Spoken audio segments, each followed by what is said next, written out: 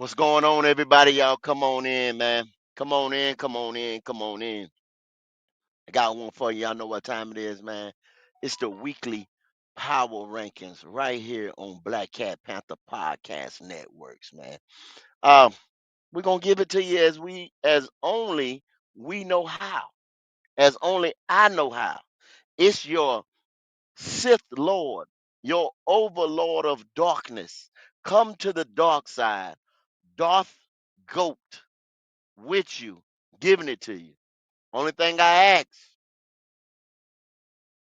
don't you bring that bullshit up in here. Wipe your feet off and don't bring that bullshit up in here. Appreciate it, Mr. Tank. What's up? This is Thomas Davis, man, and you are watching the Black Cat Panther podcast. Make sure y'all tune in all season long. Appreciate it.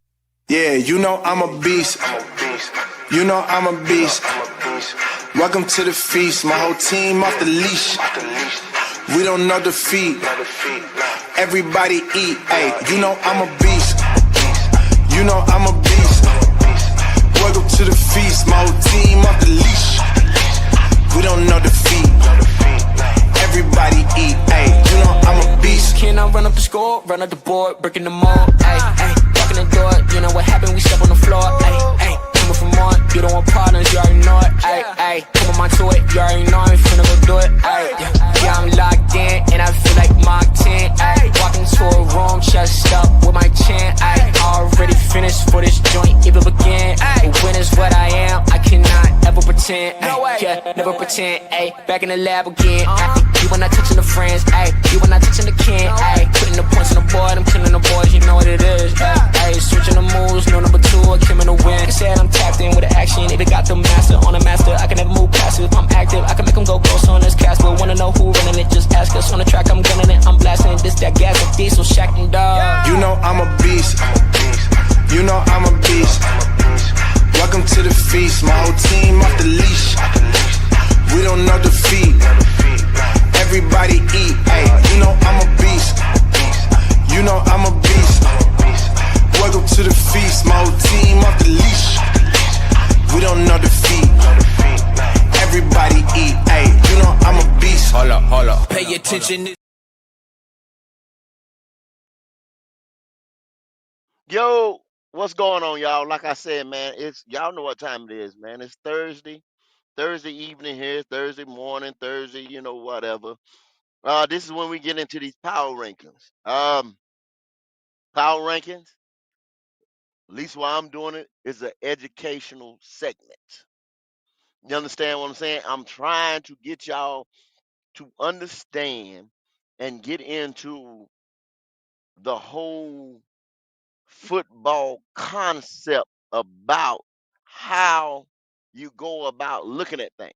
Uh, because when you get out there and say, let's trade for this guy, and the Carolina Panthers need to do this and do that, understand your standings, understand the power rankings, understand the strength of schedule, what's going on with the team, the position, the positioning, things like that. And we right here at Black Hat Panther Podcast Networks have tried our damnedest. We've tried our best to make our listeners and our subscribers, our members, and to understand the game of football. That's one. And the game in which the franchises and the league plays positioning. Okay? Positioning. That's the that is a thing of focus on positioning, timing, positioning, things to do. Hey man, what's going on with the chat, man? KJ the Great, Earl Locklear, man, what's going on, man? Relax and talk sports. Anthony Brown, hey, y'all keep on coming on in, man. I see y'all keep on, floating on up in here. It's early. We gonna get into it. We gonna get into these power rankings. I know y'all guys are driving home and coming on in and listening to the sound of my voice. Y'all know how. Hey, this year, once again, I tell y'all once again, up is down, East is west, is north, is south, and right is left, and you know what I'm saying? It's a lot of stuff around here, and y'all will see in these power rankings.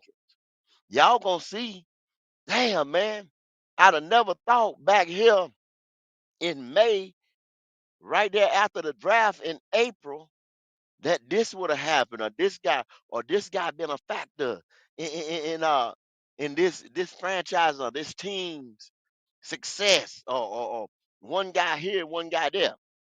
Because we've had one guy be a factor in our success here in the Carolina Panther world. We've had a running back by the name of Rico Dowdle to come in here and affect these games, or affect this franchise to the point of damn near two games.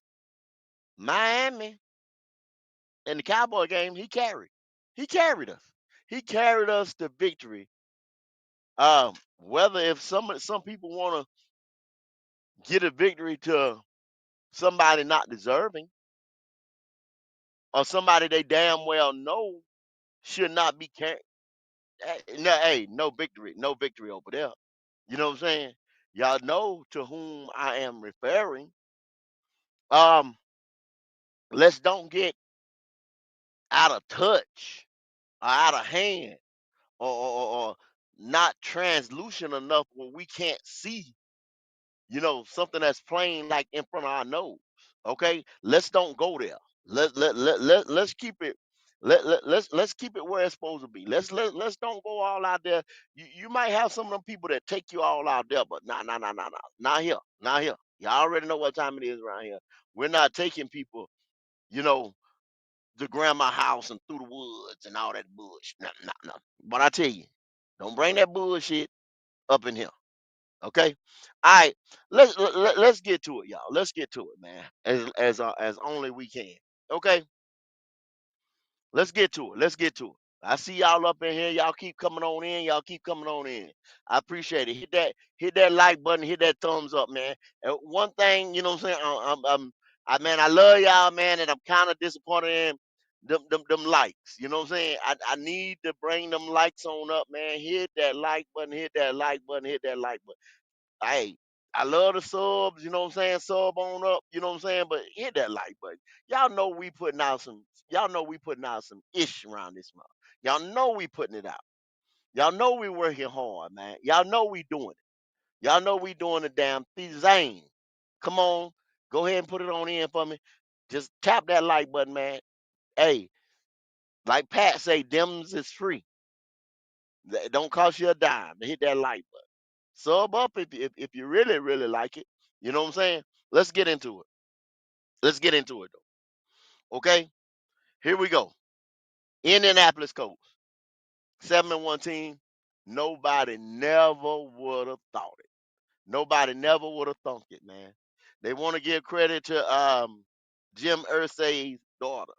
She walking the sideline um with a pen and pad, but I did a little research on that. The young lady been doing it. She come up in this business. She knew more than her daddy. You know what I'm saying? They should have got their daddy up out the way, man. Curtis, what's up, bro? I see you. I see you. Hey, they should have got their daddy up out the way, but older billionaire hard head. Does that remind you of somebody? Older billionaire hard head, don't want to move. And it's even worse when it's your daddy or your mama. You know what I'm saying? Somebody like that that's in the way. So after Jim passed away, his daughter got it. They 7-1. But okay, what they said today, she not in the way, or she not out there. She got a headset on, walking the, you know what I'm saying, walking the sideline and stuff. But check this out. She say, I listen to her interview. She say why she doing that, or she been doing that, so she can see what the hell is really going on. She's listening in the headset, listening to what the coaches is saying, listening to on the sideline, listening what the players are saying. She's never played the game of football before, but she wants to be in there from the ground level. That's almost like, okay, I worked at warehouses, you know what I'm saying? when I was in college, high school, this and that, right?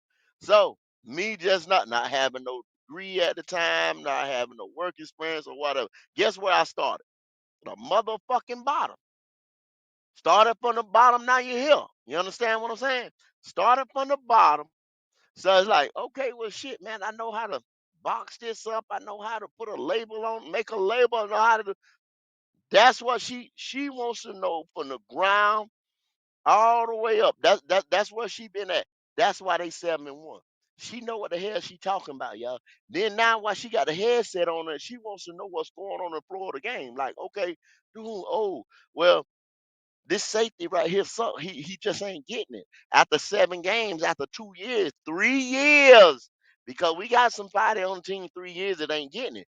She getting their ass up out of there, and she getting players in here that fit the scheme.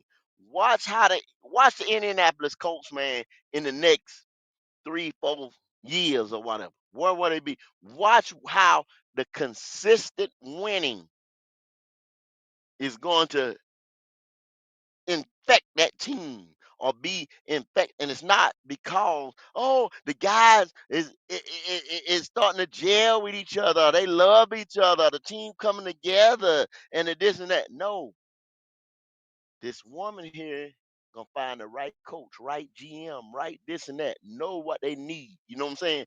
Just like Howie Roseman over there in Philadelphia. You understand what I'm saying? What I always tell y'all, organization. That's the owner, that's the GM, that's the money man, all them organization. GM is still a part of the organization. That's the tiers. Organization, GM, the head coach. You starting to come down now. Head coach, then the quarterback. That's the 4 rungs to success. And then you got the team down there. But that's the 4 rungs to success. How you get there? The shit start rolling down here. You got to have that organization in lockstep with these other 3 motherfuckers here, and then boom, you see yourself starting to win. You see yourself starting to win consistently. See, you got people like Be Real right there. Fuck the Colts. Fuck the Colts. Keep pounding. You understand what I'm saying? See, you need you a nigga like you can't learn from nobody, bruh. You better open your eyes. Open your eyes. Anyway, let me finish this right here before I get to you. Before I get to you, you're not gonna wear me today, cool. You're not gonna do it. You ain't gonna do it. I'm not gonna get upset because you in here. You better learn something. You in here. You better learn something. Okay. Number 2, Detroit Lions. Same thing. Detroit Lions have great organization, great coaching, great GMs over there. I want to, dang, I can't think of their name, but we did a GM show, and their assistant GM was one of those ones that I had wanted. I can't call his name right now, but I get his name. Yeah, if y'all look it up, somebody put it in the chat. The assistant GM. I wanted that guy over there. He come from the Rams, and I wanted him over here when Dan got that job, because he helped orchestrate over there with McVay and all them boys. They know how to find talent. Detroit Lions, with y'all know how I feel about Dan Campbell, and on and on and on. Hey, number 3, Philadelphia Eagles. Now, the top 3, I even go to 4. Buffalo is number 4, and number 5, Tampa Bay Bucks. Okay? The reason why I went ahead, what's going on, Mr. Wesley? My dog. I see you, boy. Okay? The reason why I did it just like that. Number 3, Philly, 4, Buffalo, and 5, Tampa Bay. Okay? Let's just talk about, y'all know who these teams are. I ain't got to sit there and go over teams and what, and who's making noise and what they doing. This is what I'm trying to tell y'all. Those top 5 right there are hitting it. GM, organization. Yeah, Ray Agnew. Thank you there, Port Dog. Thank you there, Port Dog 81. Ray Agnew. Yeah, I couldn't get it. Hey, they got GM. They got the either the people with that money on, with that money, the owners, them billionaire hells that's got that money, that's got that money on. They either stay out the way, or if they hands on, they know what the fuck they talking about. I say it again. The people with that money on, the motherfucker that write that check, they either stay the fuck out the way and they let them GMs and them head coaches run the show. Tampa Bay, I think them people are Russian or whatever the fuck they is. They're a family. They had that organization, bought that organization. They stay out of with the Glazers. They stay out of the way. They write that check. You know what I'm saying? If you see them on the podium, it's cause they don't want something. They ain't all in the damn face. You go over to the Buffalo, them Hunts are that's Kansas City. Whatever their name is, Levi's or whatever the fuck they is. They stay out of the damn way and they let Brandon Bean and them boys run that organization. And then, like I said, Harvey Roseman and yeah, they owner. Y'all know who he is because y'all see him out. Jeffrey Leary. You see him all the time. You know what I'm saying? He up in the box. Hey, he like, yo, I seen the other week. He had his little shawl and shit, a blanket over him and everything. It was cold out there. He was just laid back, just watching. You know what I'm saying? He wasn't sending plays down and all in the people's face and every damn thing. No. They don't run it like that. Hell, you get number 6 right here, Kansas City. I just called them the Hunts. You know what I'm saying? Same thing. Over there in Kansas City, number 6, number 7, Green Bay. Y'all already know what time it is with that organization. That's the main thing I'm gonna tell y'all about these power rankings today. Organization, ownership, organization. Oh girl, that's why she number 1 up there, Ursay daughter. That's why she number 1 up there. She come in after he passed away. It's the same thing happened to Detroit when somebody else new owners. It wasn't new ownership, but it was a new part of the family had came in and started running the show. You understand what I'm saying? Sometimes it take that new blood to come in there and start running the show, and boom, you got it. You know what I'm saying? It's just like a breath of fresh air start to come in and just fill the room or fill the building with a fresh new excitement. But number 7, Green Bay. Number 8, Los Angeles Rams. Same thing. Same thing. The cat over there, stay out the way. He got plenty of damn money. He stays the fuck out the way. He built a whole new damn facility up in there. I told him, boy, hey, hide Sean McVay, hide this one, hide that one. Stay the fuck out the way. He built that he went in there, did what he needed to do. Stay the fuck up out the way. That's what they do. Let his GM, let his coach, let him work. Number 9, Denver Broncos. Once again, they went out there, hired Sean Payton, uh, uh, uh, um, Elway, all them boys. Let them do their thing. Football people. Number 10, New England. Now, Robert Kraft has been in the way, but look at what he did. Look at what he did. Fired Gerard Mayo's ass, hired old boy from Tennessee, Mike Grable, come in there. You ain't seen nothing on Kraft. You ain't seen him. You ain't seen him right. Let me D'Angelo ass come in here with all that noise.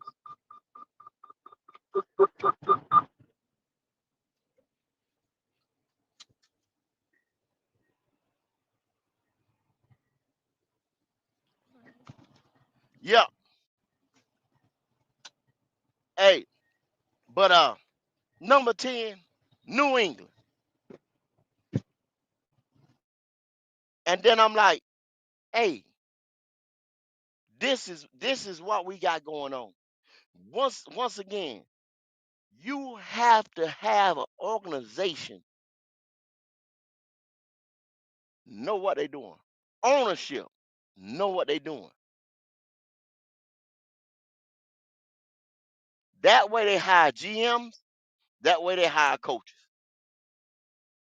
Either they get the fuck out of the way. You'll start to see these other organizations that don't know what the hell they doing. Guess what's gonna happen as we get lower on into the process of doing these power rankings? Hey, D'Angelo, mute yourself. I don't know why I can't mute. You Okay, got a lot I of got noise you. in the background. Yeah, I don't know why I couldn't mute. But you'll start seeing a lot of these organizations right here as we going down. You're gonna start seeing poor and poor, poor organizations, poor and poor and poor organizations, poor and poor and poor organizations. Seattle Seahawks, great organizations. Hell, I don't even to tell you the truth. I don't even know who run that organization. You know what I'm saying? Because you don't never hear nothing about them. All they have done, even when in 2003, when we was going up against them, and it used to be the Seahawks and the Panthers, you know what I'm saying? In the early 2000s, I didn't know who. Hey, they coaches, we knew they players, shit like that. Everybody stayed behind the scenes. And Seattle has had with Pete Carroll and all them guys like that, and the players and building the Legion of Boom and this and that. You heard about some people in their front office. Even Dan Morgan was over there, a couple other people, that's gone here and there and gotten GM jobs and all kinds of shit like that. The Seattle organization has stayed, boom, tried and true, going on, winning. When you have that stability, that's what you do. They ain't went down. I don't remember when Seattle has went down. Maybe it might have had a year or so or something like that where they went down and they was in the bottom of the barrel. But I haven't I can't remember the last 10, 12 years where Seattle been bottom feeders. I can't remember it. How about that? Hey, how about y'all fellas? Y'all remember? Do y'all remember anything like that? Can you still hear background noise go? No, no, no. You good now, bro. You good now. You Okay. got two screens up. You got two screens up, Q. But yeah. Do y'all remember? Um, Seattle haven't. Do y'all remember them being a bottom feeder? Or, you know, or easy win? It's Maybe 1 year, it's been a 2 years, or long somewhere like that. it's been a long time. It's been a long time. Even with Gino, even when Gino was quarterback and they wasn't bottom feed. It's been a long time since Seattle been a bottom feed. Long time. They've always had winning, consistent winning years, and you know what I'm saying. We round here not to talk shit about us right now. You know what I'm saying. But we jumping and hollering when we win back to back games. You know what I'm saying. These motherfuckers around here have back to back seasons like it ain't shit. You know what I'm saying. A winning culture, develop the Mm. winning culture all the way through. So Seattle Seahawks number 11, number 12. Once again, San Francisco 49ers. Once again, John Lynch, like I said, the Hunts, the Levi's, or something, whatever they people name is, you only see them motherfuckers when they go up there to the podium and they winning NFC championships, Super Bowls, and shit like that. That's the only time you see them people. That's the only time you hear about them people. Other than if they cutting some kind of damn business deal some damn where, you know what I'm saying? Or trading for somebody, or they done wrote a check, you know what I'm saying? Some damn where. You don't hear about them people no damn. Organization, organization, organization. That lady up there, y'all Yeah, need to yeah. go up there, Google that chick up there in Indianapolis and see what she doing. People, she need to get off the sideline. She not bothering nobody on that goddamn sideline. If y'all go and look at the story and see what's going on with her on that sideline, she is learning. She learning just like you would from the bottom to the damn top. She starting at ground zero and learning. That way she said that way she'll know when they need something or even before they need something. If they need some more goddamn Gatorade bottles, she gonna buy them the best damn Gatorade bottles, you know what I'm saying? That's squirting your mouth right. Yeah, she gonna know how to do the shit, you know what I'm saying? from the bottom to the top, D'Angelo. That's what she Right. said. Yeah. Yeah. She What? ain't writing down play, sending down a goddamn trick play that somebody ran that they seen on TV. Don't know what the hell she know what the hell she doing, bruh. Number 13, Pittsburgh. Say no more. Pittsburgh, the Pittsburgh Steelers have been the epitome of the National Football League as a franchise since this motherfucker started. Since day one. The Rooney family or is football royalty. Done. Don't talk about it no more. Pittsburgh probably has put out. Now, this is just a statement I'm saying. I know somebody will fact check me. Probably got the most gold jackets in the league. Would y'all boys say that? You know what I'm saying? As far as gold jackets, as far as Hall of Yeah, Famers, them are the so Patriots. Yeah, yeah, Them they are the definitely up there. Patriots. Yep. Yeah, and the yeah, Cowboys, them pay the Cowboys. yeah. It's an organization thing, y'all. You see what I'm saying? Pittsburgh, number 13. Number 14, the Los Angeles Chargers. The Chargers are probably up this far now because Harbaugh started this thing 2 years ago. You know what I'm saying? They, like I said, old buddy's a new owner over there. He built SoFi Stadium. He stays out the way. He got that money. He went in there. He let his money talk. They own him. He let his money talk. You know what I'm saying? And they hired the right coach. And they getting ready to do what they need to do. And number 15, the Jacksonville Jaguar. Now, see, I looked at this thing and I said, Jacksonville. Oh, hold D'Angelo, we hear you. We hear you, I sister. got you. I got you. Uh, uh, uh. Jacksonville Jaguar. Shah Khan. Y'all know he looked like a little genie man. He got a little mustache with a curl in and shit. You know what I'm saying? Y'all see him? But he got that money. And now he's spending that money right. He got him a coach. He got him a quarterback. You don't never see him. He might be up there and smiling and shit with his players or whatnot. But I ain't never heard him getting in the damn way. You know what I'm saying? They just couldn't, as an organization, get out of their way as a new organization. But that's the top 15. What y'all boys think? And I'm glad to see y'all up on the panel. You know what I'm saying? Welcome, welcome, welcome. Q and D'Angelo. What y'all boys think? Top 15. I missed the top five, but what you saying right now, I don't have no argument about it. What I've heard so far. I ain't got no argument about it at all, bro. Yeah. And really the whole thing is with this power rankings, see, because I focus on something when I'm going through the power rankings, but this what I'm focusing on today about the power rankings is organization.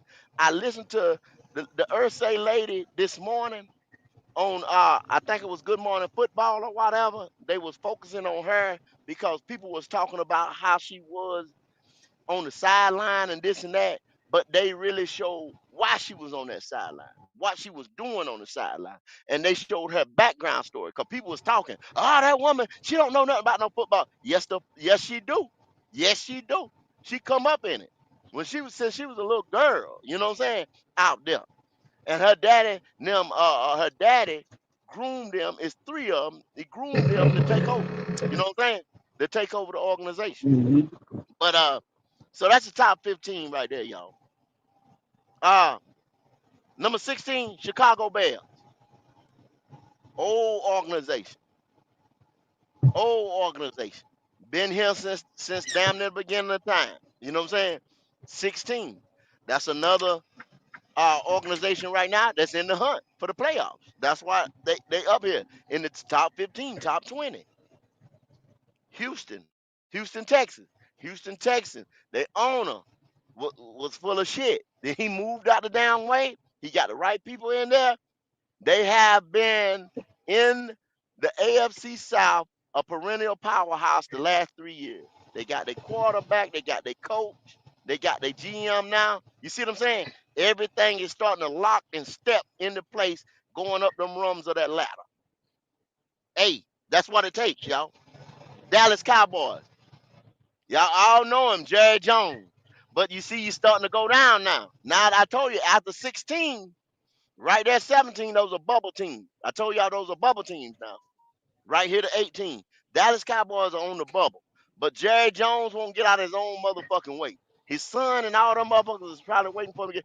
But Jerry, make no mistake, Jerry know what the fuck he doing, but sometimes you be like, God damn, Jerry. You know what I'm saying? What the fuck is you doing? He been in the game for a minute. Everybody around him can't question him. He ain't absolute. He is absolute over there, but he know enough to not make himself absolute. They got a triarchy over there. It's him and his son Steven. And when Steven can't talk sense into Jerry, they got a tiebreaker guy. And I don't know what his official title is over there, but he breaks the tie over there. And I don't know why he didn't break the tie over there, not to send Michael Parsons some down where, or what the hell went on with that. But it is what it is. You know what I'm saying? It is what it is. So 18, Dallas Cowboys. 19, hey, yours and my Carolina Panthers. Carolina Panthers have broke the top 20, y'all. The motherfucking Carolina Panthers have broke the top 20. And they say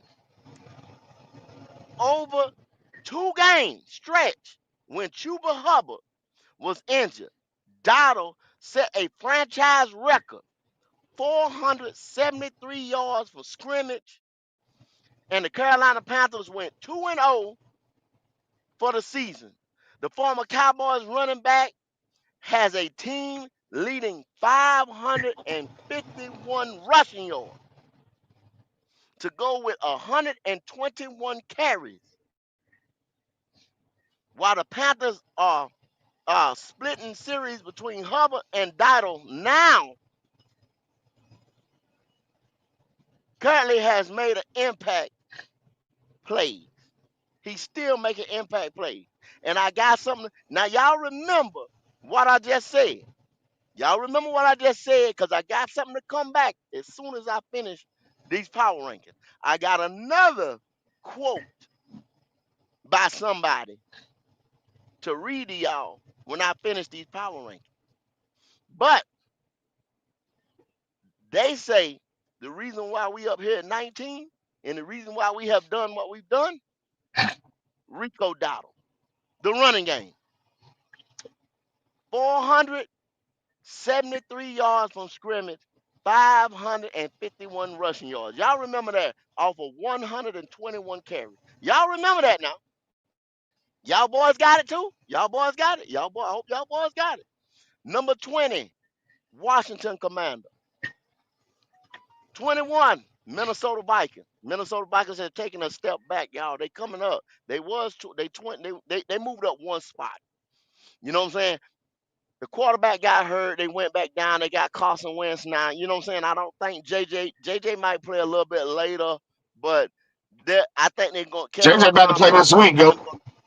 JJ about to yeah, play this yeah, week. yeah, yeah, yeah. But I think they're going. What they going to say? They're going. So they didn't bring him right straight back. You know what I'm saying? Off of that injury, and I think they done came to realization. You know what I'm saying? We ain't getting ready to tear the league up this year. You know what I'm saying? We're gonna bring this boy in a little bit more slowly. He playing. You know what I'm saying? Make sure he don't get hurt again. Cause that's his second injury. That's their quarterback of the future. All right. Minnesota 21. The Baltimore Ravens, who people had, they 22, y'all. People had them going to the Super Bowl, or at least going to the AFC Championship. I think Lamar comes back this week as well. But I mean, y'all have seen the Baltimore Ravens. Y'all seen what happened. They had some injuries. They can't get it right on defense. I mean, I thought they'd probably make a defensive move before the end of the deadline, but I haven't seen it. They might chalk it up and come back a little bit stronger come next year. Cincinnati Bengals. Joe Burrow got hurt. Y'all already know what time it is with that. This, that, the third. Hey,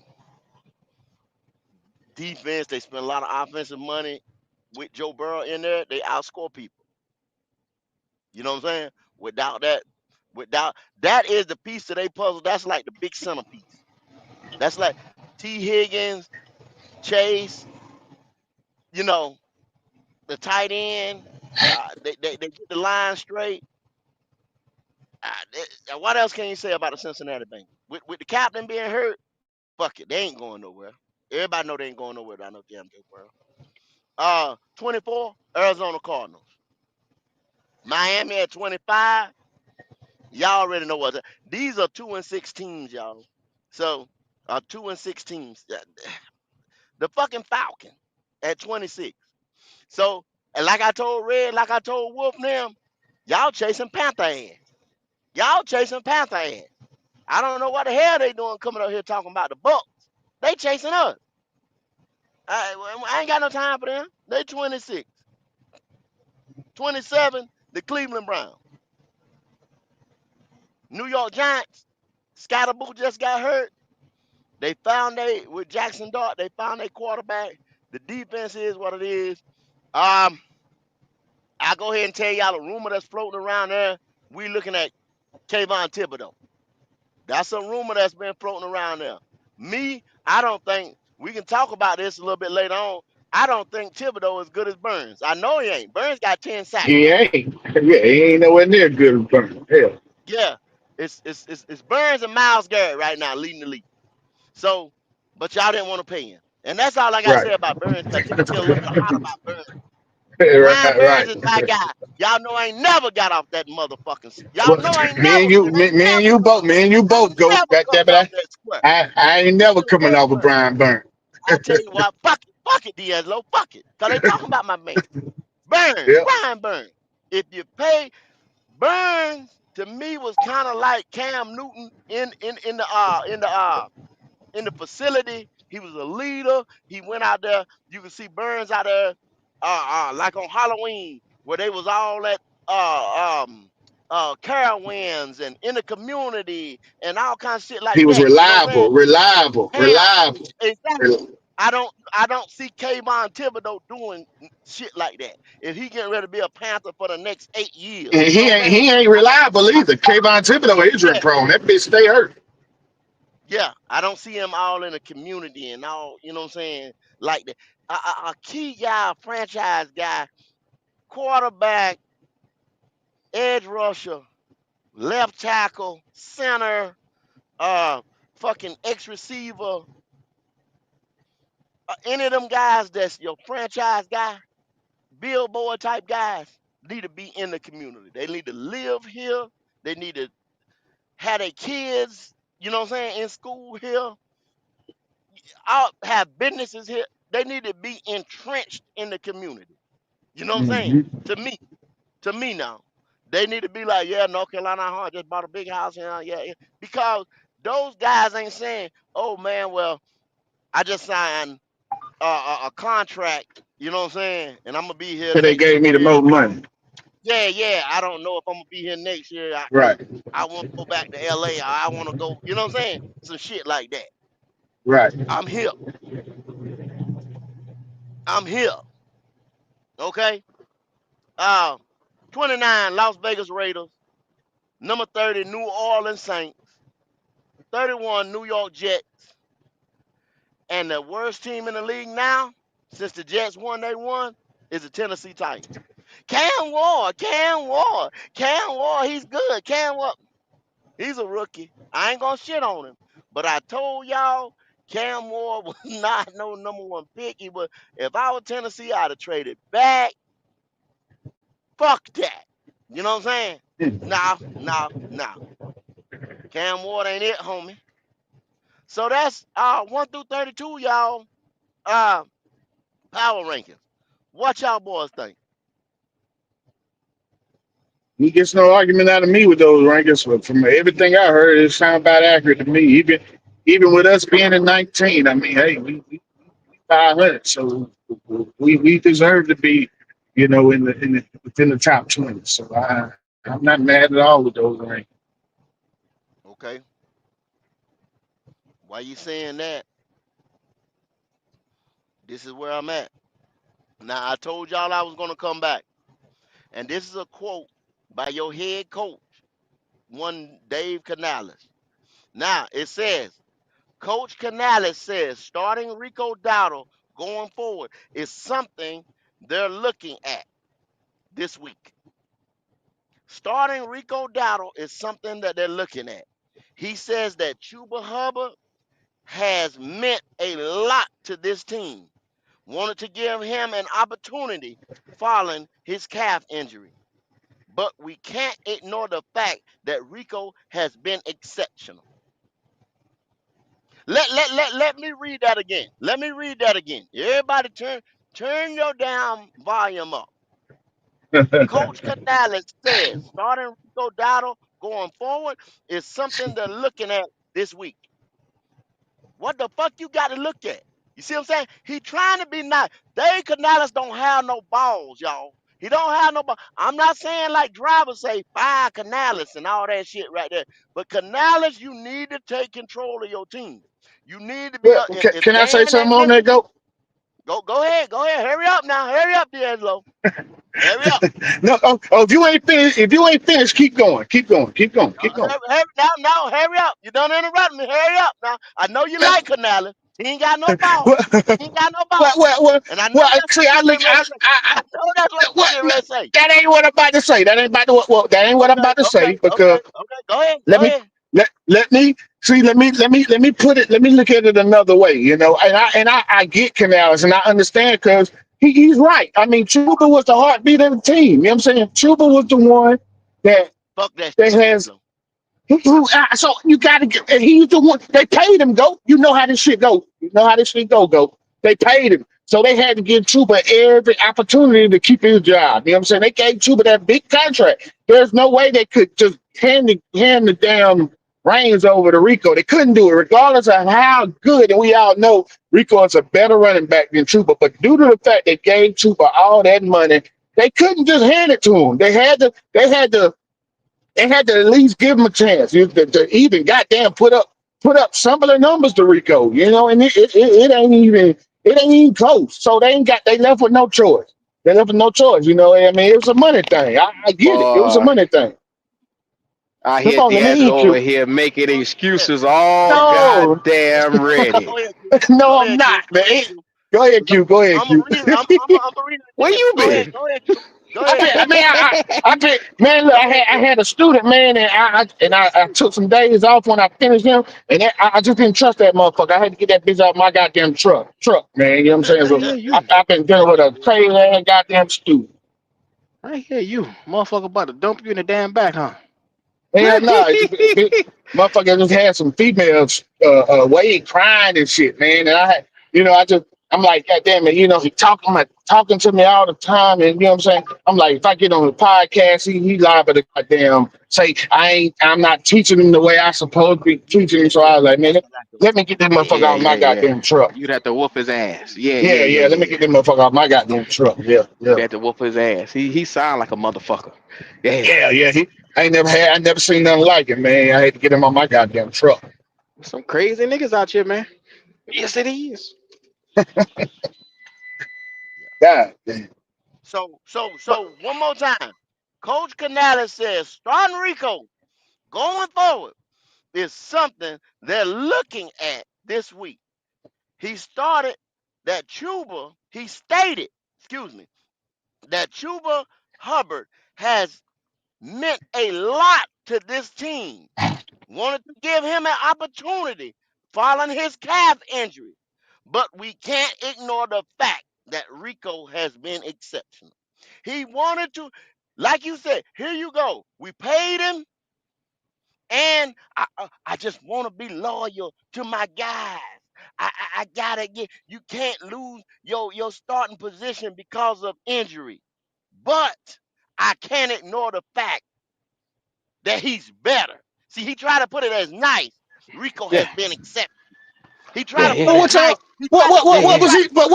What was he supposed to say? Go. How was he supposed to say it? Huh? What was he supposed to Just say? like I said, just Oh, like I here said, we go. just like Here I we said, go. just like Here I we said. go. This motherfucker ain't shit compared to Rico. Rico got 400 some odd yards. You Come can't keep on, up with man. no Rico. You You can't know catch like goddamn Rico. well Call he a couldn't spade say a that spade shit. is Got to what move Goat like say. Call Rico. a spade a Boy, spade. Tell that Chuba, motherfucker like it is. Come on get the now. fuck up out of here. You Fuck him. backing up Rico, goddammit. Fuck him. Shouldn't have got hurt, That that's nigga. That's what he should have powerful said. niggatry Got right there. hurt, Now nigga. that's some powerful niggatry. Should have That's some got hurt, powerful nigga. Powerful niggatry nigga right there. tree. Lost your Yeah. job, nigga. Come You the backup now, Come nigga. on now. That's what I should have said. That's what No, I man. said. Y'all know. Y'all come on. Yeah, that's what we would have said. But he can't. Come on, man. He can't come out and say no shit like Yes, that. he can. He want Yeah, to he win can't games. do it. He want to keep his job, don't he? He want to keep his job. Well, Bye, nigga. I don't. I'm not. Don't like it. But even I get it. I mean, now the thing why I don't agree with him this past Sunday, it don't even matter. You know what I'm saying? Rico should have got the majority of the carries, and it should have been. It shouldn't even had to be said. You know what I'm saying? We should have seen it with our own eye. He didn't have to speak on it. He could have just showed us. You know what I'm saying? He didn't have to He speak on that shit. that's where Canales' pussiness come in. You understand what I'm saying? That's where his pussyism come in. You understand what I'm saying? That's why I call him a pussy ass motherfucking coach. You know what I'm saying? He got these we gonna play Rico. Chuba's back. Chuba's back. Nah, man, fuck that shit. Fuck that. Hard as Rico run. I told y'all the other day, Rico hit that motherfucker linebacker or safety came down. Rico folded that nigga at the line of scrimmage. Folded him. I ain't seen nobody drop Rico on first contact yet, unless it's You're a right. I backup. ain't either. Not one on Yeah, I goddamn ain't one. either. Not one on one. Shit. I didn't. Chuba look like I no underrated. I cap. underrated Rico.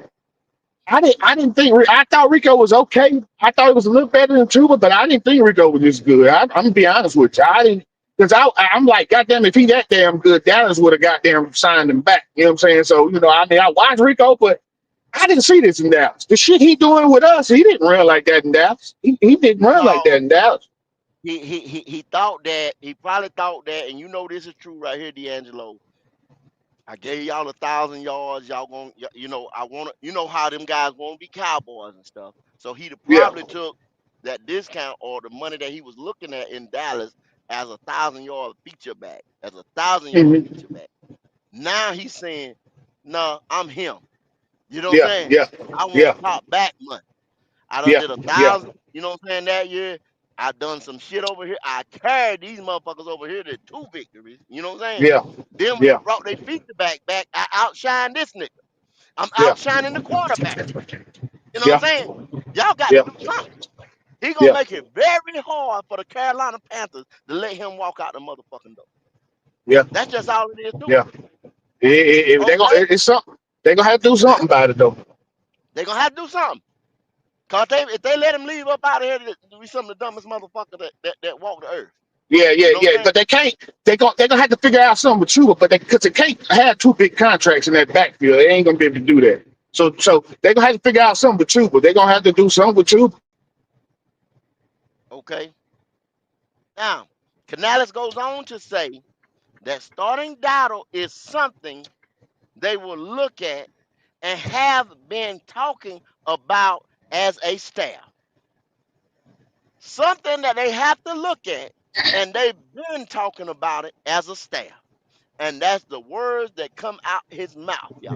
That ain't nothing Goat said. That's what this motherfucker said. So he finally said that they've been looking at it, talking about it as a staff, and that's something that they're gonna have to look at. You think? Oh, really? You think? Huh? Something you got to look at? You a genius, Canales. You a motherfucking genius. Boy, I tell I, you. I mean, y'all, we just hearing the podium talk, man. I mean, Canales has been political about it, man. You know what I'm saying? Canales know that Rico should be starting over too, but I mean, who's to say that that this call didn't go over his head? It was somebody above him that was saying, "Look, we got to play Rico. We got to play Chuba. We paid him. We at least got to play him these couple games coming off this injury." Which I understand that. You know what I'm saying? You coming off a calf injury, so you know he wasn't. I'm pretty sure. I don't think that, Jens. I don't think that. I think he can at least make that call. Now, quarterback call or defensive call, we know good and damn well. I'm okay. Let me put it even out there for you. It was an article that said they sat around there and he had to go to Dan Morgan and get Dan Morgan to release DJ Johnson and somebody else, one of them safeties or one of them corners or whatever it was, so that them younger boys could start because Evero pretty much told him to get the hell on out of his face. You know what I'm saying? Because Evero even said Yeah, he like Vic Fangio and them and Don Capers, he don't play rookies like that. And then in that yeah, Miami game, all them rookies started, right? After he got rid of, so right, he pretty much right, had to get them boys out the motherfucking way. You know what I'm saying? He couldn't go in there and yeah, tell his defensive coordinator, I want such. I want Scorton. I want Princely. I want Corey Thornton. I want, you know what I'm saying? Whoever to get more right. burns. Or this guy, and that guy.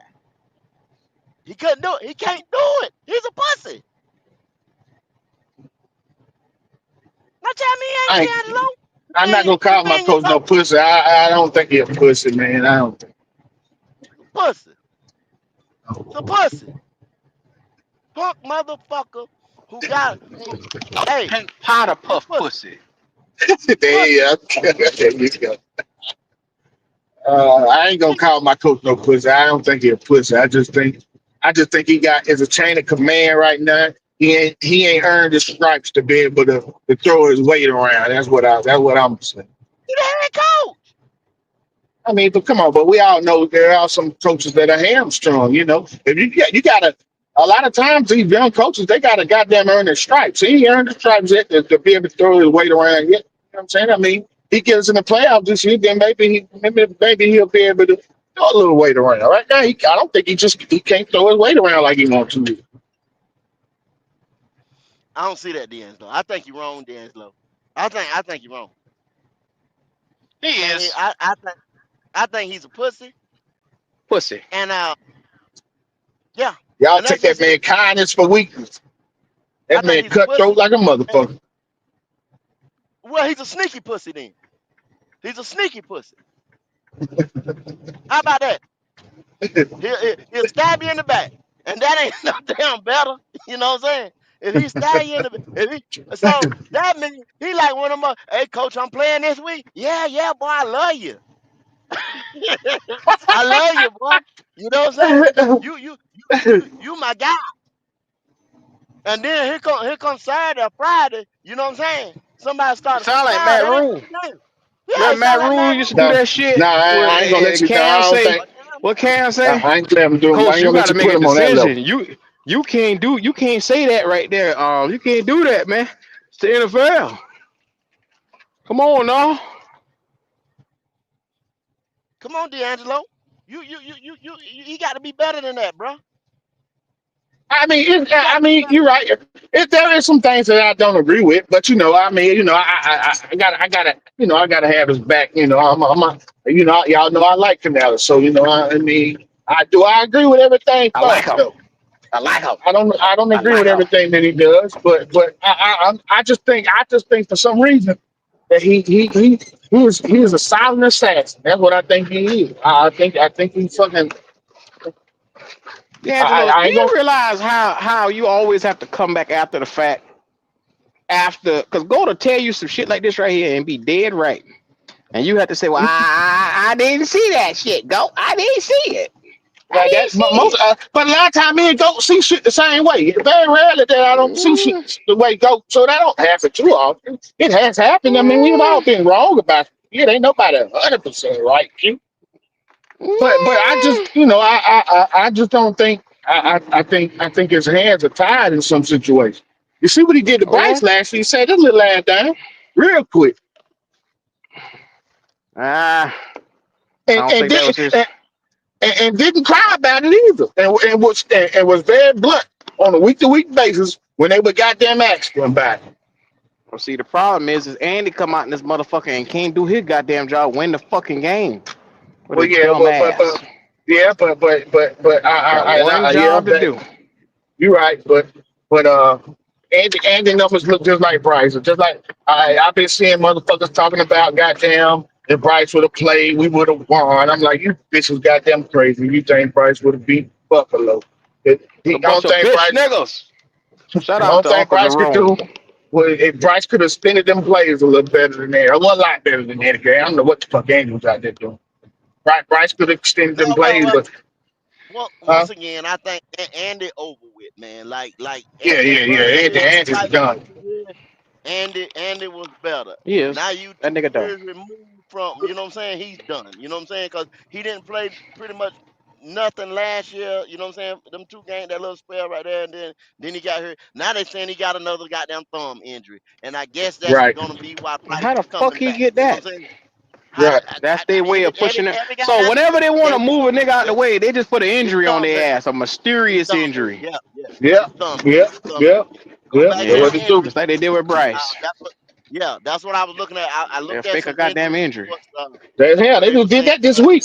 I want yeah, Bryce yeah, could have yeah. played. Bryce could Andy have got a played this thumb, week. Yeah, he was. He would walk and around looking he stupid. go, he gonna play this week. He gonna play against Green Bay. No, I'm He gonna talking about play. Buffalo. Against Buffalo, he could have played. Oh, against Yeah, Buffalo, they want against to Buffalo. preserve I, his record. yeah, He, yeah, he, yeah. he won't that goddamn hurt where he couldn't play. Well, it don't matter. Both of them games, he'd have been outgunned. He'd have been outmatched. He'd have Right. been But no. I It was wanted that to go on wax. Yeah, I but want that to that's the go on problem. wax. Canales know exactly what you know. He know if this Right. boy come out here and Right. look bad against Buffalo and shit exactly like that, true. he got to Right. go Exactly Yeah. back true. in the draft and he got to get Yeah. another Yeah. quarterback. So he trying to save this boy as much as he could. Yeah. Yeah. Even though he Yeah. don't Yeah. want this motherfucker, he trying to Yeah. save him. Yeah. You're absolutely He right. trying. But that's why I think they won't play Hendon Hooker. I think if they put Hendon Hooker in that motherfucking game and he looked better throwing that ball than Bryce, it's gonna be another It's gonna problem. be chaos. Gonna be another problem. Okay. Hold that thought for 1 second. Y'all hear what D'Angelo said? Y'all just hear what D'Angelo said. They elevated Mike White. Yeah. Yeah. They didn't elevate Hendon Hooker. Something But is they in didn't the cut. But motherfucker. but they didn't cut Henry Hooker.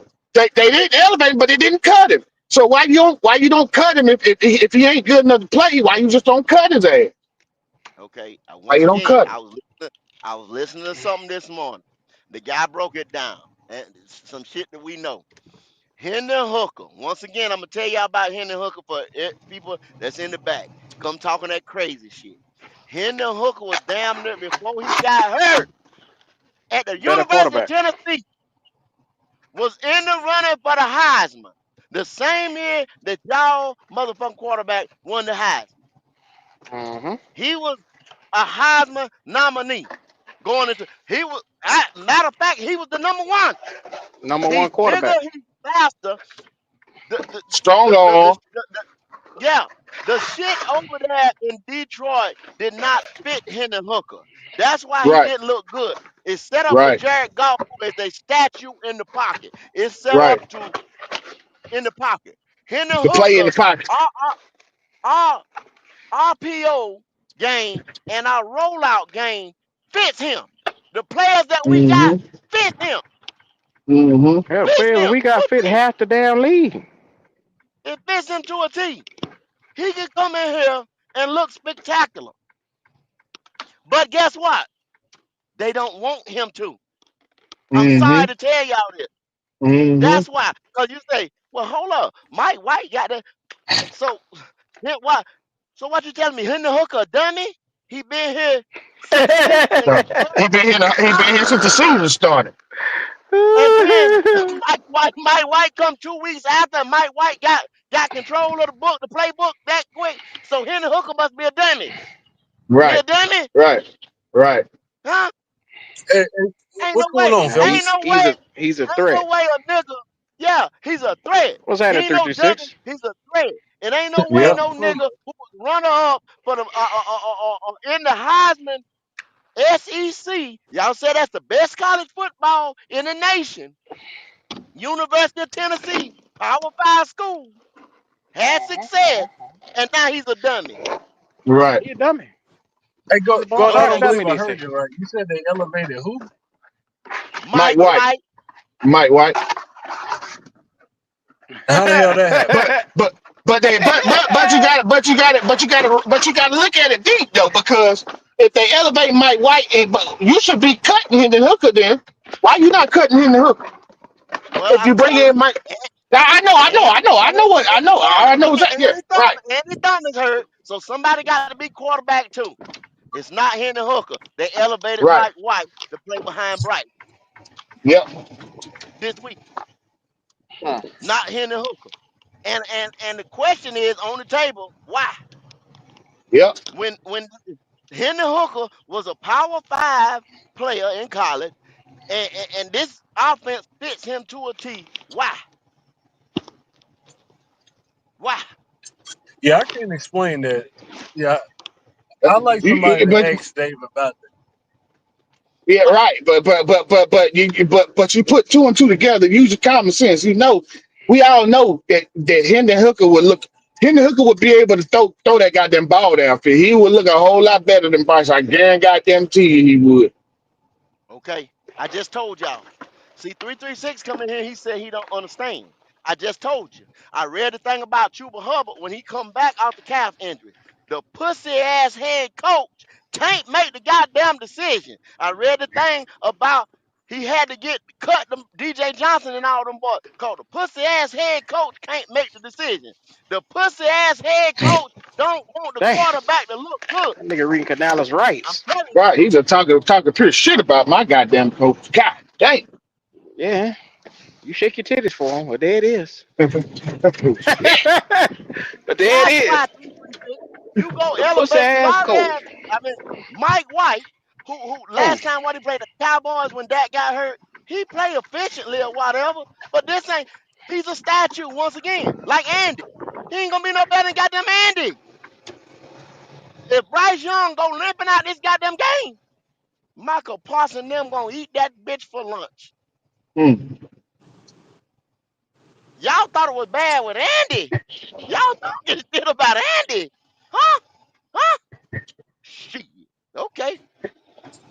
Mike White fooled around this motherfucker. That nigga fooled.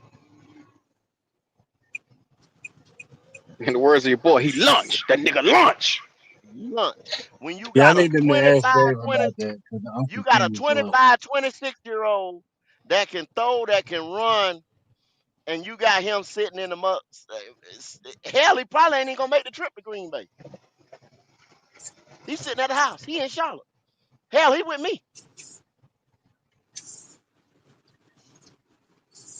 Heisman Trophy candidate. Whole nine. Why? How much of this Why playbook D'Angelo? did Mike White get in 2 weeks? Say that again, go. Why D'Angelo? Huh? Why? I I told you why. I just We all told you. know why. Your pussy, Yeah. your pussy ass head coach. So, Well, go, he ate that playbook in 2 weeks? He devoured that motherfucker 336. He didn't eat that bit. He Okay, so devoured that bit. if he ate that playbook in 2 weeks, he ought to be the starter, wouldn't you think? I mean, this is Yeah, incredible. because Oh hell, here we go. yeah, Yeah, this yeah, is because he's incredible one more. learning, ain't it? God He's damn. one more game to go starting quarterback. He's had more success in the NFL than your starting quarterback. And you, well, not say your backup, but your starting quarter. Yeah, yeah, yeah, yeah, yeah, yeah, I mean, yeah, go, you bring a yeah. motherfucker in for 2 weeks and they know the whole playbook ready to go to be back up behind QB1. I mean, goddamn, you Einstein or some shit, ain't you? That's a You's a smart bad motherfucker. motherfucker. You's a I bad mean, ass nigga now. Hey, I ain't gonna argue with you on that one. That 336. You hit the nail on the head. I You mean, got it. damn. You get it. You get it. You get it. You actually get it. By George, I think he's got it. Yeah. Yeah. Damn, Mike White. Yeah. Mike White a bad boy. Mike White. Yeah. All day. Every day. I didn't know Mike White was that Yeah. bad. I didn't know he was that. Hey, Mike White, he should be starting somewhere. All he got to so take Mike White and put him over there with Kevin O'Connell and McVay and all them boys like that. You got a Super Bowl champ. Cause that's Yeah. all they need is a quarterback that you know what I'm saying that can go out there and do what they tell him and this and that. If that boy was over there or over there in San Francisco with Shanahan or one of them boys like that, you got a Super Bowl champ. Damn, Mike White, All we need is 2 weeks over here. 2 weeks. And he done learned Canales system. So what you think about that, Ronnie? Cause Ronnie said it take 3 years and 4 years and 7 years and 5 years. So Mike White ate that motherfucker in 2 weeks, 2 3 weeks. And let me tell you one more thing. They're praising Tetairoa McMillan and Nick Scorton. These are Ted McMillan has 15 explosive plays. He outdoes every rookie wide receiver. He got 37 receptions and 31 first down. Now, only one that's close to him is Emeka Ibuka, over there at the Tampa Bay Buccaneers. And Nick Scorton Motherfuckers better be had, glad Baker didn't get him. Nick Scorton has got the most pressures of rookies edge rushers, and he's sitting there at number 5. He behind Abdul Carter, um, Donovan Azaraku, Mikael Williams, who we wanted over this motherfucker, who we was shaking the damn table for, and James Pierce So Jr. I tell these Another motherfuckers, Mikael Williams gonna be a another bad motherfucker. No, I don't want him. Charlotte I don't Raiders, want him. James Pierce Jr. Y'all Don't didn't want want him. James Pierce. I said guy had a bad attitude. I was shaking the table for him. But Nick Scorton was one of my guys too. Those was the top 3. I didn't want Jalen I got Walker. a question, Everybody else, Go. yes sir, yes sir. Where's that nigga from Marshall that everybody would shut the fuck up about? Where he rank at? Would that be Mike Green? Yeah. Mike Blue. Mike Blue. He ain't on this Double list. Blue. I don't give a damn where he ain't on this list. Damn. But That nigga they wouldn't shut the fuck up about. Mike Green. I can try to find it, but I know he ain't on this list. I think he's over there in Baltimore, if I'm not mistaken. And Baltimore got one of the worst defenses, you know what I'm saying? And they not even known for that. But Mike Green wasn't a world beater. Mike Green didn't move the needle for them. How about I put it like that? Don't you find it weird? His ass go over there and the shit get worse. Yeah. Mike Green. Everybody, y'all On a see team that Mike got Kyle Green. Hamilton and Roquan Smith and all them boys. What the fuck? Yeah, it was a nigga that used to come over here and interrupt our show and Mike Green. Mike Green. And we try to tell this nigga, The man, Mike Green played that dumbass. part. Yeah, he had to leave Virginia. You know what I'm saying? Da da da da da. It's called who you play against. You know what I'm saying? The I strength try of to this tell and this that. nigga. Who you going against every day He and didn't being want to listen. NFL ready, whatever. Because you see this nigga Competition go matters. one rep at a Senior Bowl. Oh man, he all world. You know what I'm saying? So They had him in one the Hall rep. of Fame already. Yeah. Yeah. Him and Red Swan brought that black ass up in here talking about that motherfucker from Dallas. Yeah, he come from the same little school too. That's all I said. Y'all got to Red been stop drinking the eating Kool-Aid with that nigga too. Y'all got to stop eating It and ain't drinking looking this good for Kool-Aid. Mike Green. Yeah, it ain't, y'all. Well, Once he I ranked found that. out he took some pussy, I said, well, it's over for Well, him. yeah, His that mind too. gonna be on fighting that cage, not fighting on that field. I knew he wasn't coming Mike Green here. got 8 I knew pressures. 8 pressures, Mm-hmm. 8 pressures, y'all. 8 pressures, Mm-hmm. Mm-hmm. and I, One shit up 12 with them all there our, tackles, 8 1 pressures. sack. They go Yeah, drive her. 12 tackles, 1 sack. our guy is Damn, number Mike 5. Green. And if you look He at it, trash. Mikael Williams, number Told these 3, motherfuckers. James Pierce Jr., number 4, and Nick Scorton. If When y'all you say go back, Mikael if Williams y'all ain't think go, number 3, if y'all think we lying, go back to our draft, our mock draft, and see who we were picking, and then go look at these guys and see if they ain't terrorizing the league. now go. I ain't the smartest person, but when I said Mikael Williams was who I wanted at 6'4", damn near 6'5", could get that pass rusher going. Oh, he wasn't consistent at Georgia. He wasn't there. I said, look at the team they got. They got Nazir Stackhouse around this motherfucker. Jalen Walker. You name it. They got linebackers all day. Cornerbacks that can God come down. damn. Strong Niggas safety, didn't want free to safety listen. that can come down and blitz. You know what I'm saying? It's whoever Yeah. get there first over there. You know what I'm saying? Yeah. So Anybody, everybody numbers is down in Georgia because you got a fucking good ass team. Stupid motherfuckers. driver, what the deal is, homie? What you know good? Oh man. Hey, y'all already know. Y'all already signed the bill. I already told y'all, just like y'all saying that. That motherfucker Canales is a scary bitch. Yeah, Well, yeah. I tell you what, then, driver, man, you ain't got no argument today, then, bro. We own it today, then. He's a pussy. He's Yes, a sir. pussy. He's a pussy. Your team takes on the DNA of your head coach. So guess what we Facts. are? We pussies. Pussy Yeah. Panthers. Pussy That's all. Panthers. Tell that motherfucker ain't that nigga a scary bitch. I don't like that nigga ass. I don't like it. Now, I don't say fire him like you do, driver, because now if we fire him, we got to start over. We just gonna have to keep getting this talent or whatever, and then somehow might have to end up doing him like say when they did Tony Dungy or when they did, you know what I'm saying, some of these Uncle Jim that we got in our head, Jim Carwell. You know what I'm saying? How they ease them out of there and say, well, we going defense or we gonna go, you know what I'm saying? Somebody that can get us over the hump. Cause I like Yeah. the direction he's going on offense, but you're killing me on defense, bro. You understand what I'm saying? And you killing me not playing some of these guys because we either this motherfucker got a contract or this motherfucker got, and y'all know that don't fly in the NFL. We done seen motherfuckers got contracts. We done seen motherfuckers say, fuck that nigga with $180 million left on his shit, 2 years or whatever. You know what I'm saying? What you Play the say? best motherfucker. You know what I'm Play saying? the bitch. Fuck that shit. Fuck that shit. Damn that money. Oh, I Rico told should have him been running that rock in the start with. Fuck it. facts. That nigga, man, this man worked billions and trillions of dollars. And you got your head coach around there tiptoeing around the motherfucking organization because he don't want to start the best players on the team. That's some bullshit.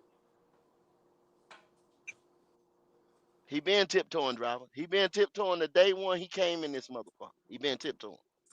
You understand what I'm saying? He Yeah, been yeah. tiptoeing. He can't make decisions, y'all. And that's bad when your head coach can't make decisions. And and I don't think your damn GM, we know he can't make a decision till the head man sign off because of the Brian Burns deal. He had to wait, and nobody can't tell me I'm lying. Y'all got all you got to do is go back to uh HBO special, and y'all see that he had to wait till David Tepper answered the phone. David Tepper when he answered the phone on his ass. That's how disrespectful he is to him. Don't even answer the phone. He calling day, calling day, calling day. I think it was 7 or 8 hours. The man had to sit there and wait on the damn deal to the last minute of the trade deadline to cut the deal for Brian Burns back here.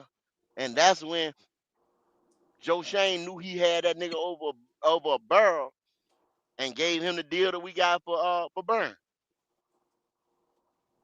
Cause the longer you make me wait, the sour the motherfucking deal gonna get. You cut deals like that from the jump. Bam. Okay, let's do it. Especially, you got to go ahead. You can't let a person sit back and think about it. But hey, this is what we working with around this motherfucker here, though. You know what I'm saying? This is what we working with. A bunch of motherfuckers who can't make decisions or can't make the hard decision, the crucial decision.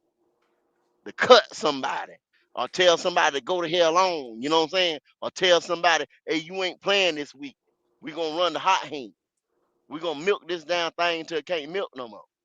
No, we ain't got a quarterback that can throw that damn thing down the field. So why not get a running back that's getting 5 to 6 yards a clip?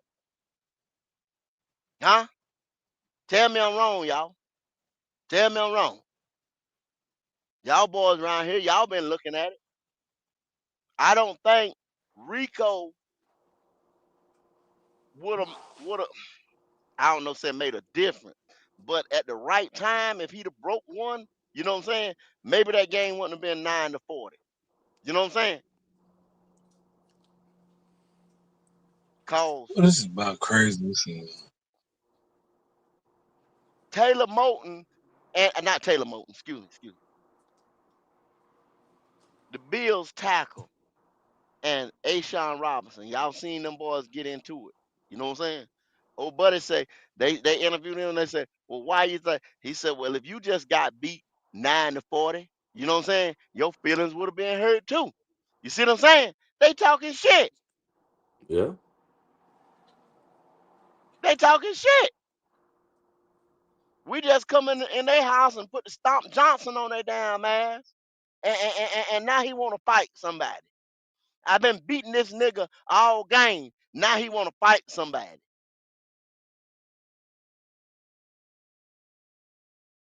I think Jalen Crumedy, that's your 6 or 7 round pick. He got picked like number 200 or something like that. I think they cut him today as well. Yeah, they cut They him. did that. They They cut him did. today. That was the next one. What? Yeah, they cut him Yeah, today. they cut He was Crumedy. So didn't I just tell a nigga that we wasted that goddamn whole draft? I just said this shit 2 days ago. Yeah, I don't think who Yeah, they ain't but cut about one Crumedy. person here. Q. You was right. You was 100% right. There ain't but like one person here. Shaw Smith Wade, I think that's it. Out of Shaw that whole Smith draft. Wade and Trevor Wallace. And Trevor Wallace. All them boys couldn't. Shaw Smith Wade and Trevor Wallace out of that whole draft. But I Well, they said said that to Wow. Mike say White this. got here last week. Yeah. Well, I said that to say this. They got a off-ball linebacker that they picked up that played in Chicago and at the Jets or some damn way. They signed him and then they elevated him to the 53 because they cut Crumley.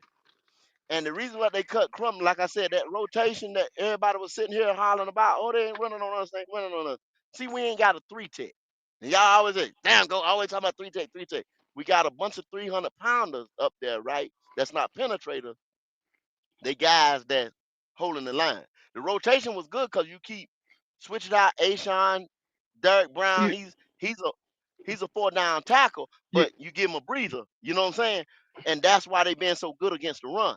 But now well, it's go. like, yeah, I think the emergence of Cam Jackson, because from what I'm seeing, they seem like they fucking with Cam Jackson more, and they seem like they're getting him more ready than they were fucking with Crumedy. You know what I'm saying?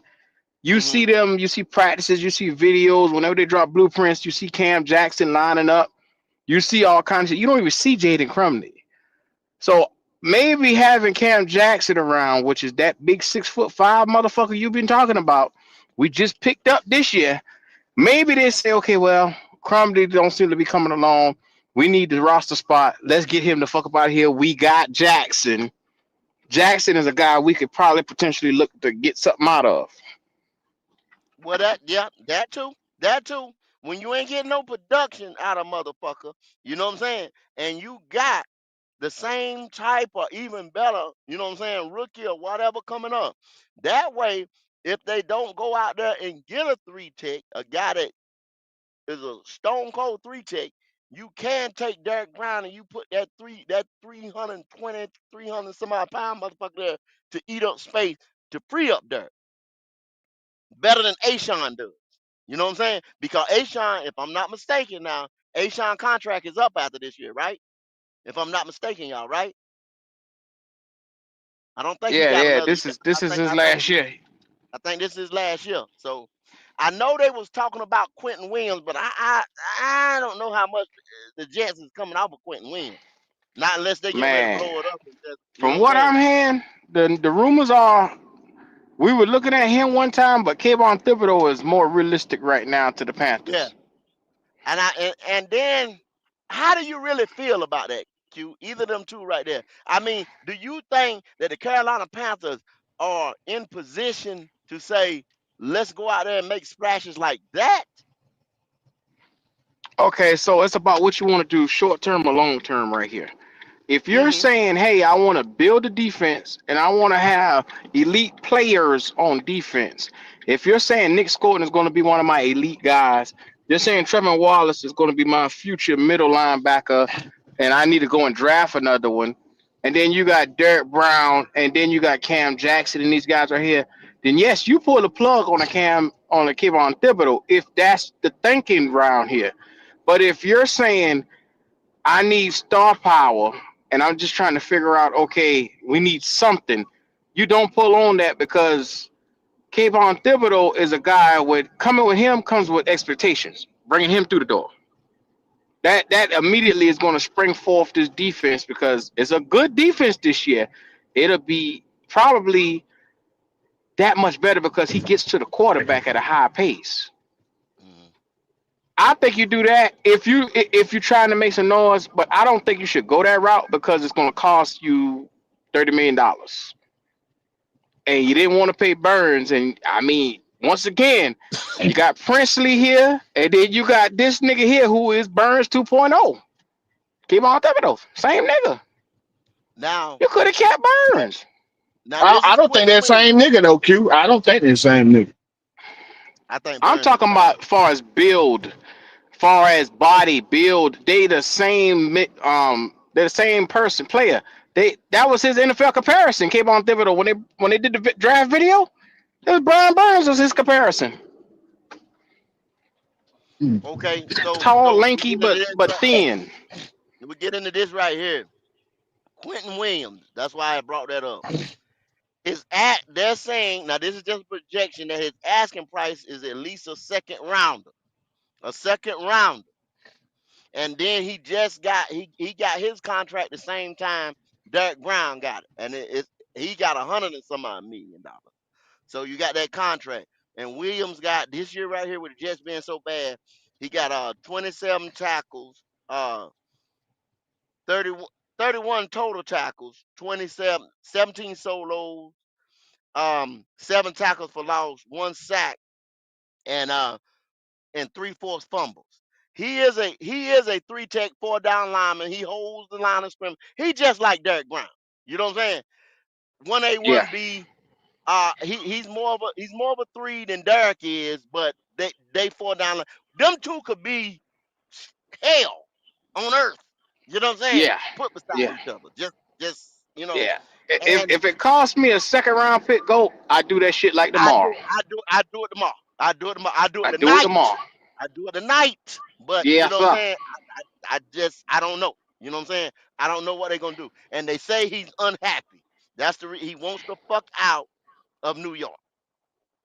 He's not Well, happy.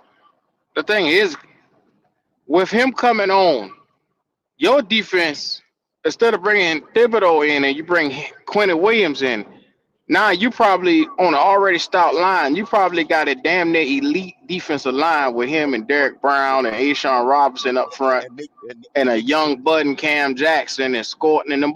Oh my God! Talk about Yeah, fly around the football. yeah. I just go ahead and play. I wouldn't worry about them edges. You know what I'm saying? With them two up front Hmm right there, you don't worry about the fucking run. And then you getting pressure up the middle. Now you can move the middle. What up? You know what I'm saying? So them edges will be all right. Them boys will come along. Fuck that. hmm But them two he's under contract to 2027. He's under contract to 2027. But once So again, bringing a guy in with 25 million plus a year, the expectations are different now. That means you have to solidify the quarterback spot. If you go and you pull the plug on a Quentin Williams, you can't have him come through the door and you trying to figure out what the fuck Bryce is. but you You get pull what the I'm plug saying? on a Quentin Williams. And now you either go get a corner, free safety, or something like that. You go play ball, not you. Fuck that Oh shit. yeah, yeah, yeah. You can play ball. You can go toe to toe with the big boys if you bring Yeah, a Quentin Williams in and then you draft high at the corner spot and linebacker spot. safety or Shit. linebacker. Well, What the shit, fuck bro. ever If you you don't, need. if you don't pull one of them other linebackers or whatever, I'm good with Wallace and maybe getting another outside linebacker. If this other kid right here is any damn thing that they got from, he's played 2 years, 3 years. I think he's 3 years. He come from the Bears and somewhere else. So I mean, you just need a good outside linebacker, or if you're going a free Think safety about it, that's gonna go. come in and do some Your shit. defense has already ascended from 31 last year all the way up into the top. I think they were top 10, Somewhere top like that. 15 Cause last time defense. I looked last week, they was. 11 or 12 or some shit like that. 11 or 12. They was up there. They was up there. Up there. It was it Defense was went up there. from worst to damn near middle of the pack Yeah. immediately.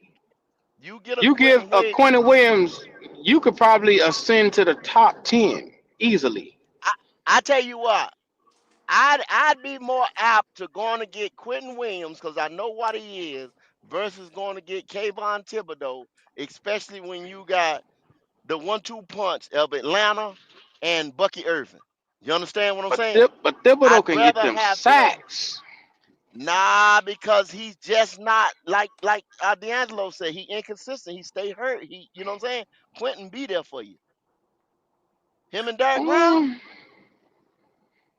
with these yeah, running but backs and shit that we got in the NFC South, bro. We you got to still stop that gonna run. have to solidify. You can stop the run, but you still gonna have to solidify getting somebody who can come out there and get after the quarterback. I'm fine with Yeah. them. I'm fine with them. Them boys gonna push the pocket, Q. They gonna push the pocket. The shortest way to the pocket is up the middle. And I'm fine with my young boys.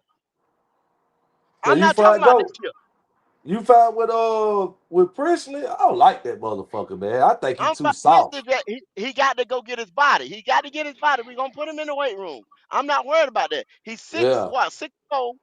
He fast. He 6'4", gonna get his body. 265. So he just like Burns right now. Once again, same mold. Yeah, he gonna get his body, driver. He gonna get his body. Yeah, every time people making tackles, he calling for the goddamn trainer. What the fuck is this, man? I ain't never seen, man. These young niggas here, man. These young niggas ain't Quantum got it say, like we can we used to, man. pay Quentin though? Yes, you can afford him right now. You will have over $45+ million Yeah. coming up in cap room extra money. And, So you can and when you go afford out him. to get him, you go out and get Kayvon. You got to pay him. Aiden Hutchinson just got $180 million. He just reset the market.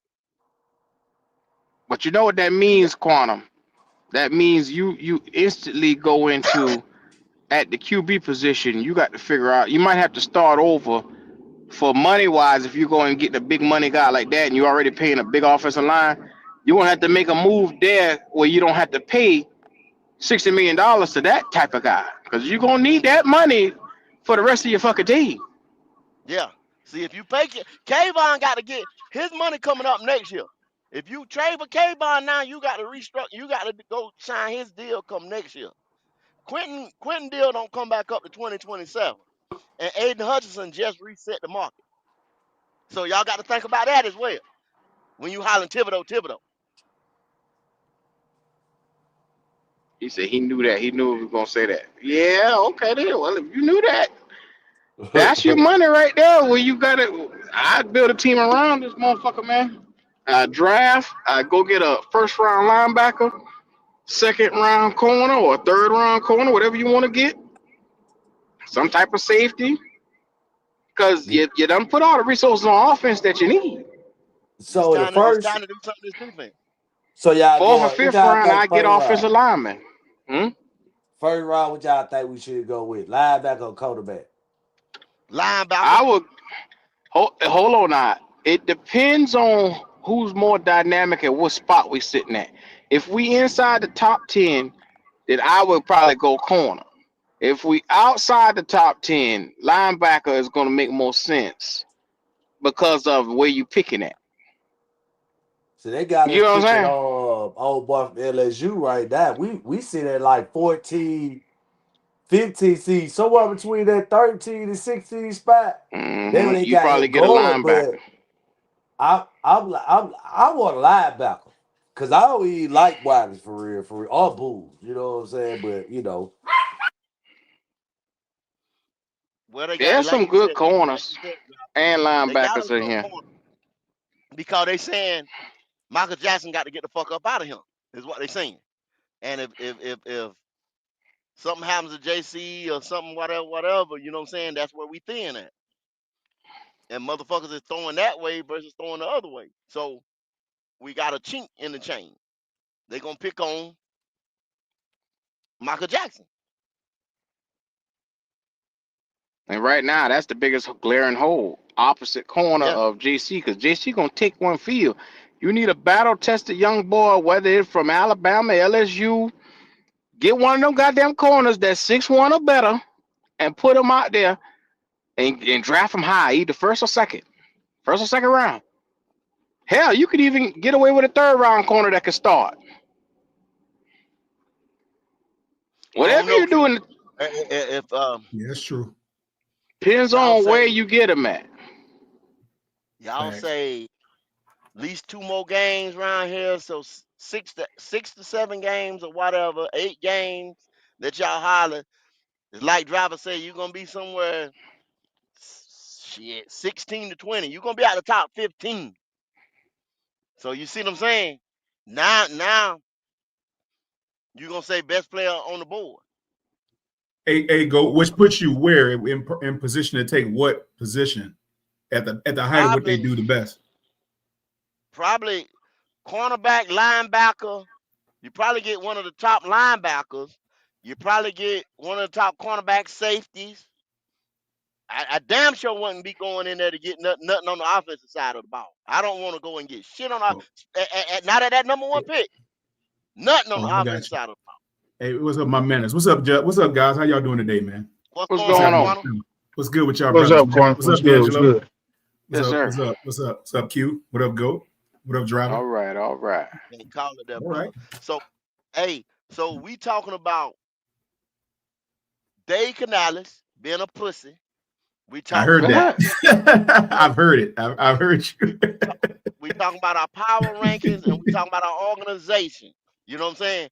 Because Yes, sir. the conversation go all the way down. If the organization has to go and everything has to flow through David Tepper for Dan Morgan to make a decision, and your head coach is a pussy, and your quarterback ain't it. You know what I'm saying? Now we winning games because of Rico Dowdle, because he's getting ready to start this week, and Chuba gonna play behind him. You see what I'm saying? So you looking at it from that perspective there, Quantum. You understand what I'm saying? Right, I got you. I understand. You're looking at it from that perspective. Now, if you want to change the perspective, how do you look at it? Well, the way I see it is this. I think the first thing they're gonna have to do is understand what to do with this running game. They got to shore that up. And then the secondary. I think the strength of what we need as of right this very second is going to have to be the defensive side. Offensive, actually, they've hung around a little bit. I mean, the defense, man, we're just off and on. 1 week we shut a team down. Next week we let them smash us. I don't understand what that's all about. I don't know if that is the coach being a wuss. Or I don't know if that's just player integrity, not gap control, gap integrity. Not setting edges, all types of stuff, man. I mean, no pressure, the DBs ain't getting there. I don't know what it is. No pressure because our young That's up the middle. Our young edge rusher. Well, I'll give you that. I give you Scorton. Oh, I give you Scorton. Yeah. Well, you can't get it to me. You can't get it to me because that's what it is. Let me retract that. Yeah. Let me retract that. Go. What I really meant to say was not pressure, but let's just say an actual sack, getting the quarterback down. Because we flushing, we're just not getting them on the ground. But pressure is good. Pressure is good. Yeah. It's there. It's there. That actual sack. It might not be a sack. What y'all talking about? Sack. But pressures matter. They matter. Yeah, they matter. Pressure we're getting pressure. Everybody want to put sack up there, but pressures matter. Yeah. Pressure affects affects an offense just as well as a sack does. It's just the sack shuts the play down completely. That's all it is. Yeah. Pressure just allows it to go on a little longer and make mistakes. If you go back on Hard Knocks, Quantum, everybody want to talk about Max Crosby. Max Crosby, he was the MVP. Max Crosby. This is what Max Crosby do, and they showed that Max Crosby create pressure, and then he bumps the quarterback. He lets that nigga know, I was on your ass. I was right there. Nigga, I'm on your right side. I'm on your left side. He makes that he get in the motherfucker head because he's creating pressure. If he ain't getting home, he's creating pressure and he's getting in their head. Where is this motherfucker at? This motherfucker touching me every time. Yeah, he punching you in the arm and stuff. Right? I see him. He does right that here every time. See what I'm saying? Yeah. So that matters. Yeah, it does matter. Yeah, I think it matters more than just a sack because if you could continuously apply pressure, he's not gonna get settled in the pocket. He's gonna be jumpy and jittery the whole game. There you go. That's what you want. Hey. Whether you go down or not, whether you can shut the play down in one night or not within the confines of a series or whatever is one thing, but to get in his head and move him around and don't let him set his feet, keep his feet on the move, keep him out of the pocket, make him run, flush him out. Hey, you might run him into a coverage sack or two. Exactly. Never know. Exactly. And then you got guys telling you, say, Des Didel said that he says, go, I'm telling you now, we're gonna pick the first pick gonna be an offensive lineman. I don't know about that. I don't know about that because of the simple fact that Hunt is here for 2 more years. Lewis, I think the boy said it the other day. I think he's on the end of his contract. He got 1 more year here. He got 1 more year. Yeah, Lewis got 1 more year. You got to worry about Taylor Moton though. That's what I think your problem is. He got a 2-year deal. But they extended him. They extended him. So. Oh, they did. How old is he? Yeah, but you know, tackles can play. 32. Tackles can play up to 37, 38 years old. That's true. That's true. Good. I take that back. I thought he's like 34, 35. He's 31, Okay. 32. Younger guy. Okay, he ain't that old. Yeah, he been here a minute. You remember we He drafted just had arthritic knees. That's what it was. Just kept getting on his ass. That's what it was, Q. His knees, he had knee issues. But see, I mean, he's a big boy. He is. He's a big guy. And then see, you just giving them veteran days. He don't need to be out there practicing. And then on top of that, you just paid Cade Mays. That's your center position right there. 3-year deal, and you paid Brady Christensen. So I don't see them going in there for no draft. You got 5 guys. Icky is the only guy that you got to lock up long term. I think our line is set, man. I think we're good on the offensive line. Yeah, maybe get a guy in the 6th round or something just for GP. But other than that, you always want to draft a O lineman in the draft every year, but you draft for depth. Grab you one in the back hand, get lucky. And Deezy says again, he says the media keeps saying that Bryce needs help. No, he don't. And I told you, I did that show yesterday. Bryce don't need help. Bryce got plenty of weapons. Try to tell him, boy. He don't need any weapons. Quantum. That's the reason why we paying the highest paid offensive line. Because of his little punk ass. That's the reason why. If you had I wasn't going to say it in those words. That can hit a little pressure and fling off somebody and scrub off arm tackle. You know what I'm saying? But you got to have a great wall of China around this motherfucker here. So that's why they saying that. But I don't think they go offense for nothing. I don't think they go offense for nothing. Hey, Bryce has the weapons. He's got to just make it work, man. I'm tired of making excuses for this dude. He going to have to come out and make it work. I mean, he's got the talent. There's you tired. He got plenty goddamn talent. He's got plenty of talent, man. The brother got places to throw the ball. Look, you got a top-rated tight end in the league right now. All right. You got probably the top rookie receiver outside of Ibuka. All right. You got that going. You got XL that's showing nice games here and there, good flash here and there. Come on, man. He's got weapons, bro. You got Jimmy Horn that could stretch the field if you throw it to him. And number 1, you got Rico Dowdle. You got weapons, brother. You're not stressed on the weapon side. Rico, the nigga that they say wasn't shit. No, Rico's a weapon. You got to contend with him. He is a weapon. I just had a nigga come up on here 2 nights ago tell me Bryce need more. No, he don't. I just tell you what they tell me. He doesn't need anything else. He just got to perform, man. That's simple as that. He's got to make it work. If he can't make it work, then he's not the guy. I'm just being real. I would love to see him be the guy. If he comes out and make it work, that'd be beautiful. I'm talking different today. Okay. I'm just saying. This is talking with your chest. I hear you. Real Quantum Q. God damn. I would wait for this nigga for about a year or 2. Yeah. So, are you going to make that decision at the end of the year?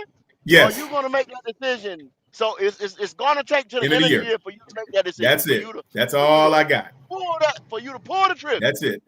Hey, look, I gave him this year because he's got a good offensive line.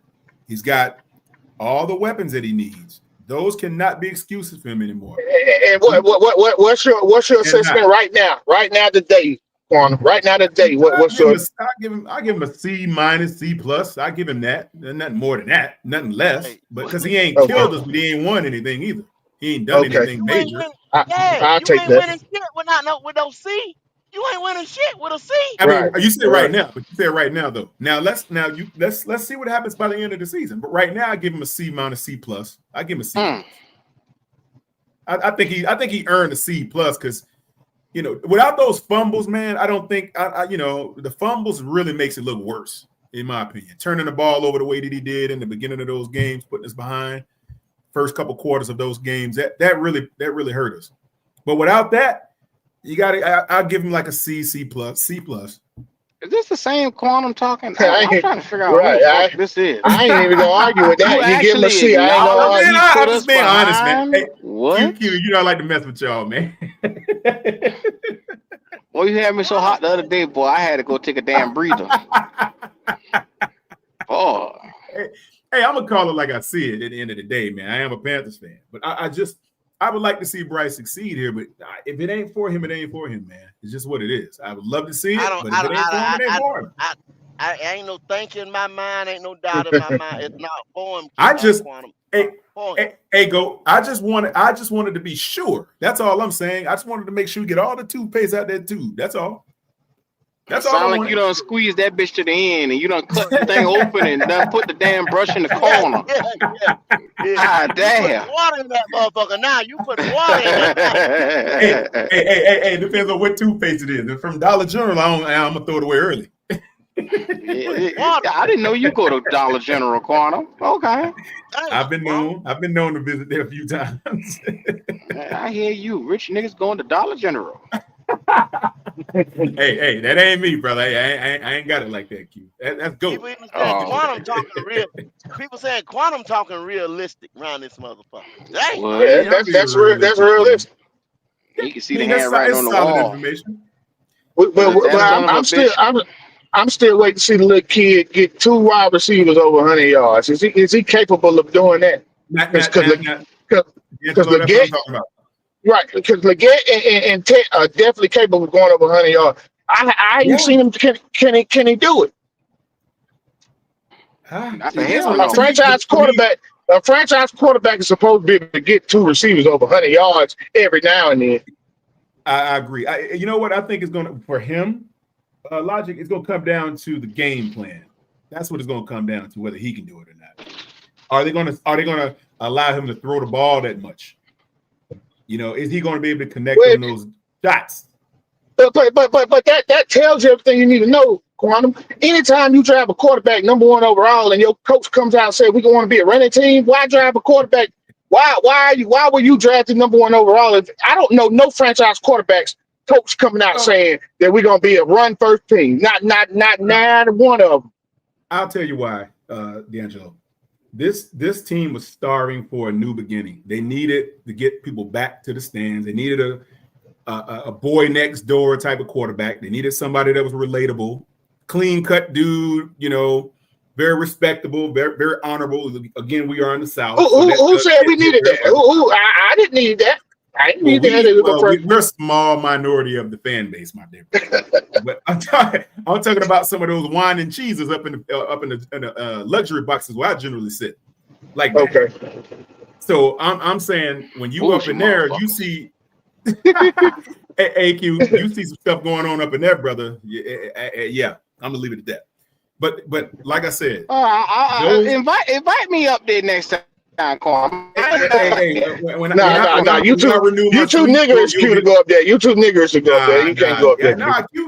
Y'all fit pretty well up there, actually. Y'all do well up there, man. I only go up there to make money. I don't go to the game. I'll stay in the 100. I'm closing deals, man. That's what I do. I close deals at the stadium. That's what it's all about.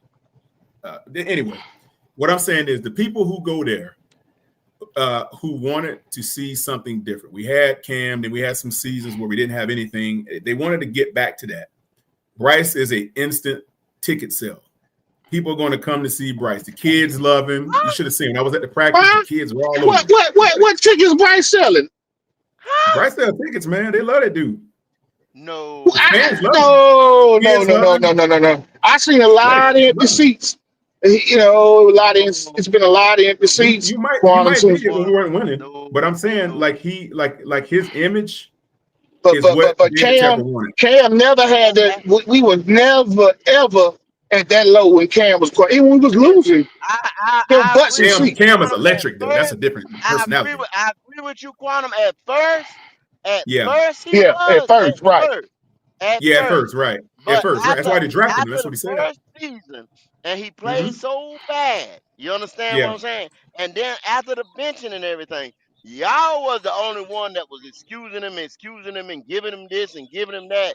No, Well, it's people, PSL owners and people like that was like, nah, that's it. I'm done with this yeah. shit. What I was saying was when Logic first said, he said, why did we draft him? And I'm saying why they drafted him for that purpose in the beginning. But I have to agree with Quantum on that. That was a business. Yeah. That's a business. It was a business move, man. 100% business. See what it is. What it is. Yeah. Bryce is. Go ahead, Bloody. What did it say? Bryce is what? He dropped out. He dropped out. So why Bloody? I'll finish this sentence. Bryce was a Well, I'm business just saying. decision. He was a motherfucker that was brought in as the baby face. They wanted him to come out here and put little short, under 6 foot niggas in the stadium, and he did just that. He brought all the whole. No, not that's That's extra. that what you want me to say? Okay. No, that's being extra. But what you gotta understand, like he got that Steph Curry image. You know, there you go. So for certain society, they got tired of seeing, you know, fucking, I'm gonna be real. They got tired of seeing niggas being quarterbacks. Cam was good, and they allowed Cam to be good because let me rephrase that. They allowed Cam to be Cam because Cam was winning. But Cam is a nigga. That's why Lamar Jackson's never gonna be a champion because he's a nigga. Why you think they love guys like Russell Wilson, Shamar Moore up there in Philadelphia? They got that clean cut, good looking image. That's the reason why they like Bryce. Bryce sells to the kids because he's tiny. The women like, oh, he's so small. They like shit like that. Us as real football fans, nah, we want a winner. We want somebody who can push the offense, who can lead this team and win. But when you're appealing to a certain demographic, a certain group of people, they gonna care more about the image of how he looks, how he talks, how he carries himself. He's well manageable. He's well respectable. I like this young man. He's controllable. He's controllable. He's controllable. You can control him. You can control him. He's controllable. But Bloody, let me tell you. What about Bloody? What about when you 10 and 27? I jump all over that nigga. What about when you 10 and 30 though? What happens then? Now, when that comes into play and you start to get more of the fan base getting pissed and saying, all right, we trying to win, this shit not working, then certain actions has to be made.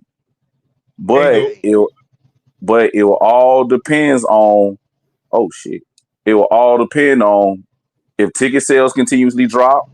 It'll all depend on if everybody get on board and saying, okay, we like Bryce, or that little motherfucker once that start getting louder and louder and louder, then decisions gonna have to be made. And then you can't deny what you see on the field. Yeah. Now let me jump in 1 second. Damn about what you and Quantum talking about, because I can have a restaurant and my food ain't worth a damn. I can have location. But if the food ain't hitting on shit, guess what? Hold on. I'm getting ready to close the door. Well, hold on a second. Now, let me share something with you in case you guys don't know. Charlotte is a top-tier corporate destination with corporate sponsorships all over the place. We got like 9 Fortune 500 companies, unless you guys understand.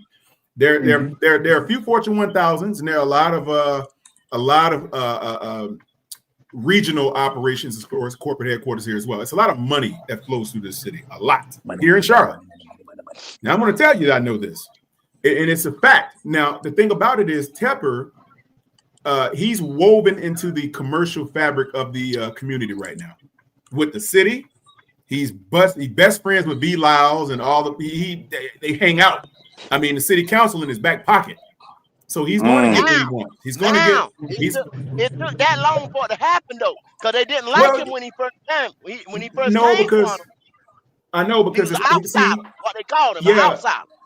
yeah, he brought a temperament. See, I know because he and I do the same kind of work. That's how I know what he's about. I know what we do the same business. So it's like when you actually do certain types of business for the city and the county and the state, they're going to want to see you bring in a winning product, number one, but they want image. They want clean imagery. That's what brings money to the stadium. That's what brings sales, corporate sales, and then they kind of filter it down. But if you can build your leader of your team to be a billboard, a media presence, a marketable entity, then what they're going to do is they're going to give you an opportunity to connect to the rest of the fan base, and then they're going to start talking about wins, because all they're trying to do is get the involvement of the team and the city and all to support anything he's looking to do. But they're not going to let him put a Lamar Jackson face looking dude up there talking about trying to open. Ain't no nigga coming down here to Charlotte, bro. No, it's not going to happen like that, because he's not going to get that. The Iron District, I'll tell you, the Iron District is one of the most innovative projects that they're doing in the city right now, right adjacent to the stadium. It's going to be a multi-billion-dollar development. It's run by Trump. So let me say this. So let me ask you this, Quantum. Is that why they didn't draft CJ, because of his twist in the real? No, the reason they didn't draft CJ is because of his story. It's not his looks; it's his story. He didn't have the story. Single parent, all that shit right there. Yeah. From the His hood, daddy in prison. His daddy in prison and shit. Yeah. See, it doesn't. Wasn't no better. He been no. Yeah. It gives off a background of struggle and a background of overcoming the odds, and that's good. That's a good thing to do. But corporate sponsors want to be able to align themselves with successful families. Your dad's a doctor. I'm building you up, Quantum, to take you down. I'm letting you pick. Go ahead. I'm just saying that was the intent. Now, as it pertains to what's going on now, those wins must start to accumulate, or else none of that's going to matter anymore, because he's made his money. I mean, he's gotten into the community of the city and in the fabric of the business community here. So that doesn't matter now. Now they want to see some wins. So now they can oust him and move on, and no one's going to throw bricks at him. And I'm glad you said that. Now, all that you said, was now, because just like Bloody said, So Chuba Hubbard, right? He light skinned. He ain't considered a nigga or whatever, like you said. You know what I'm saying? Y'all, my headset went out, but I can't hear you. But I'm saying, Chuba is a Canadian. He's Canadian. He's from Canada. He's a little his hue. Get your headset together first, go. He's curly hair, good curly hair. Yeah. Hold on. Oh, that goddamn Harlan. Get your headset together. He said Chuba ain't a nigga. He light skinned. Hey, it makes sense though. I mean, he ain't lying. Cause that shit matters, dog. That shit matters. But what's the question about Chuba? Yeah. Oh, okay. I mean, okay, I'm back, y'all. Hold on for a second. But Chuba's hue is a little lighter than ours. He's from Canada. You understand what I'm saying? Okay. And now we're getting this right here. Here's the articles right now. Panthers have no interest in trading Chuba Hubbard, despite his role likely being reduced. No, he Hubbard now. He back Chuba Hubbard now. He ain't shit no more. He's Chuba Hubbard. I'm back calling Chuba Hubbard. Is reduced because the breakout of Rico Dowdle, who is a little darker in hue, like myself. He's a little he would be considered what Bloody say a nigga. You understand what I'm saying? When he talks to he's a Why you gotta go back to what I said? So all that Quantum said. All that Quantum said is out the window. Now they want to win a Quantum. It's a That's what I said. I agree 100%. Fuck that. What you're looking at coming through the door. I need some motherfuckers that can play on the field. Did you guys see when Bryce hit the drum for the first time with that pink suit on, that peak suit? Y'all saw that? When he almost hurt his hand? When first drafted him? No, I'm just saying that little salmon colored suit on. Yeah, the salmon suit. Yeah, when first drafted. That right there that right there was what they were selling was the hope that Bryce could deliver us, and it worked for a little while. I mean, Deliver us. that's what they were saying. It worked for you. That shit ain't work on me.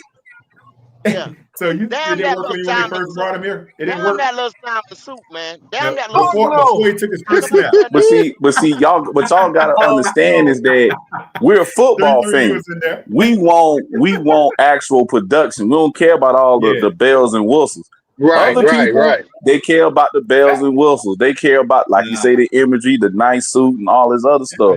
That's more important than the actual wins. Just like if you majority of people that go in there, they don't go in the stadium to see us win. They just want to get drunk, and it's a damn event going. Pretty much. That's it. I mean, pretty much, buddy. And that's a prime example. Like I referred to the LSU man. The coach they hired, he couldn't really relate to the coach. It's fine if you don't relate to the coach, bro. They willing to. One thing about the South, bro, we embrace everybody. So if you be But Brian Kelly was fake though. He was being fake. That was fuck Brian Kelly. So he was fake. But y'all were his family.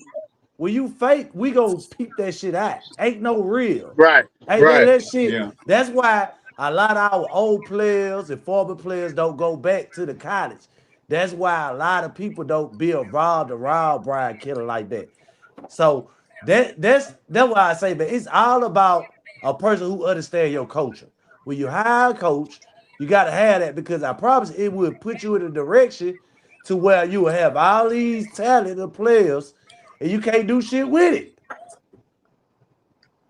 They didn't have talented players. The last player they had that was talented, that got drafted by the Giants. Everything else is mediocre. Who you talking about, Leo? LSU. Nah, listen. Now, I will say this. I hate LSU because I believe the motherfuckers overrated, but LSU does have a lot of talent, bro. Louisiana got a lot of talent, man. Louisiana is a hotbed in the South for talent. Louisiana is loaded with talent. I lived in Louisiana for 10 years. They are. It's a lot of talent in Louisiana. A whole lot of talent. They are. But they go out of state, but the only thing they put out is wide receivers and cornerbacks. I just told you. Nah, they don't have to go out of state. They don't have to go out of state. I said the player. A lot of the really good players, they known as DBU. They've always been known as DBU. What's but they go to a lot of players. I mean, go out Odell's from that state. Quarterbacks. Odell from that state. Malik Neighbor from that state. Yeah. Them boys from the state, man. Justin Jefferson, all them boys from Louisiana, man. Justin Jefferson from that state. Chase from that state. That's about all they put out. They don't put out no running back. They don't put out no tight ends. They don't put out no offensive linemen. Leo, let me tell you this, Leo. I'm gonna tell you how you wrong, Leo. Because look, Leo. I had this argument. Look, Leo. Even the boy Harold Perkins, he's gonna get drafted, and Harold Perkins is a dog.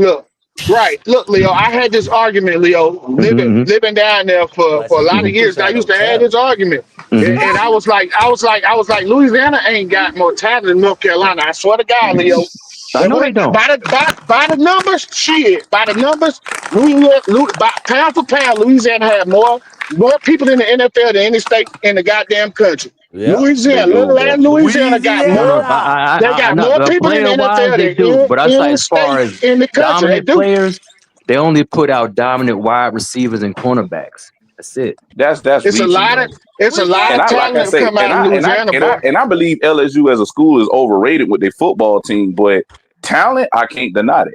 They got talent down there in there. But you know, my man, pound for pound, Louisiana got more people in the NFL than any state in the country. Without question. When you do it by the numbers. By the numbers. Know what he talking about. They know, you know what happened to LSU? Ain't no way you gonna say LSU don't got the talent, man. We might not. No. I said all they put. I said no. You got talent, play. I'm saying, but as far as the NFL, dominant players, they only put out dominant cornerbacks and wide receivers. That's what I'm talking about. Position, right? Yes, I ain't talking about. They always put out players to get drafted all the time. But you got to look at who our coach is too. Nah, brother. No, brother. No, sir.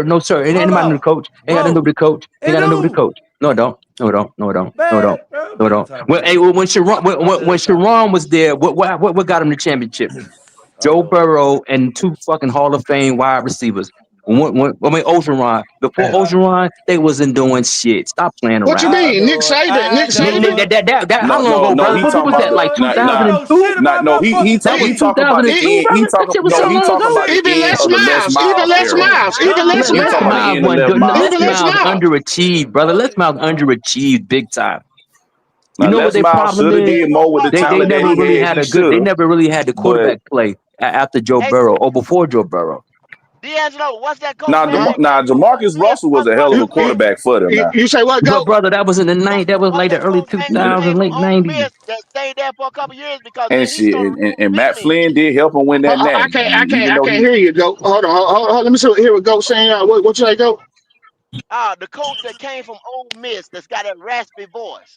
That's what Nick That's Ogeron. Ogeron. That's Ed Ogeron. Ogeron. Ogeron. That's Yeah, Ogeron. But if it would go, if it weren't for Ogeron. Joe Burrow and them, he'd have been gone. Because what happened when Joe But left? what I'm They fired saying, him like the next he year. started recruiting. He started recruiting big men and stuff like that, and the DBs, and made the defense. So every coach from Nick Saban and Les Miles to Otron, you see what I'm saying, put their different spin on LSU. So y'all can't really say, you know what I'm saying, because every generation, every time, that they were sitting up there, and they never had a big drop Wow. off like that.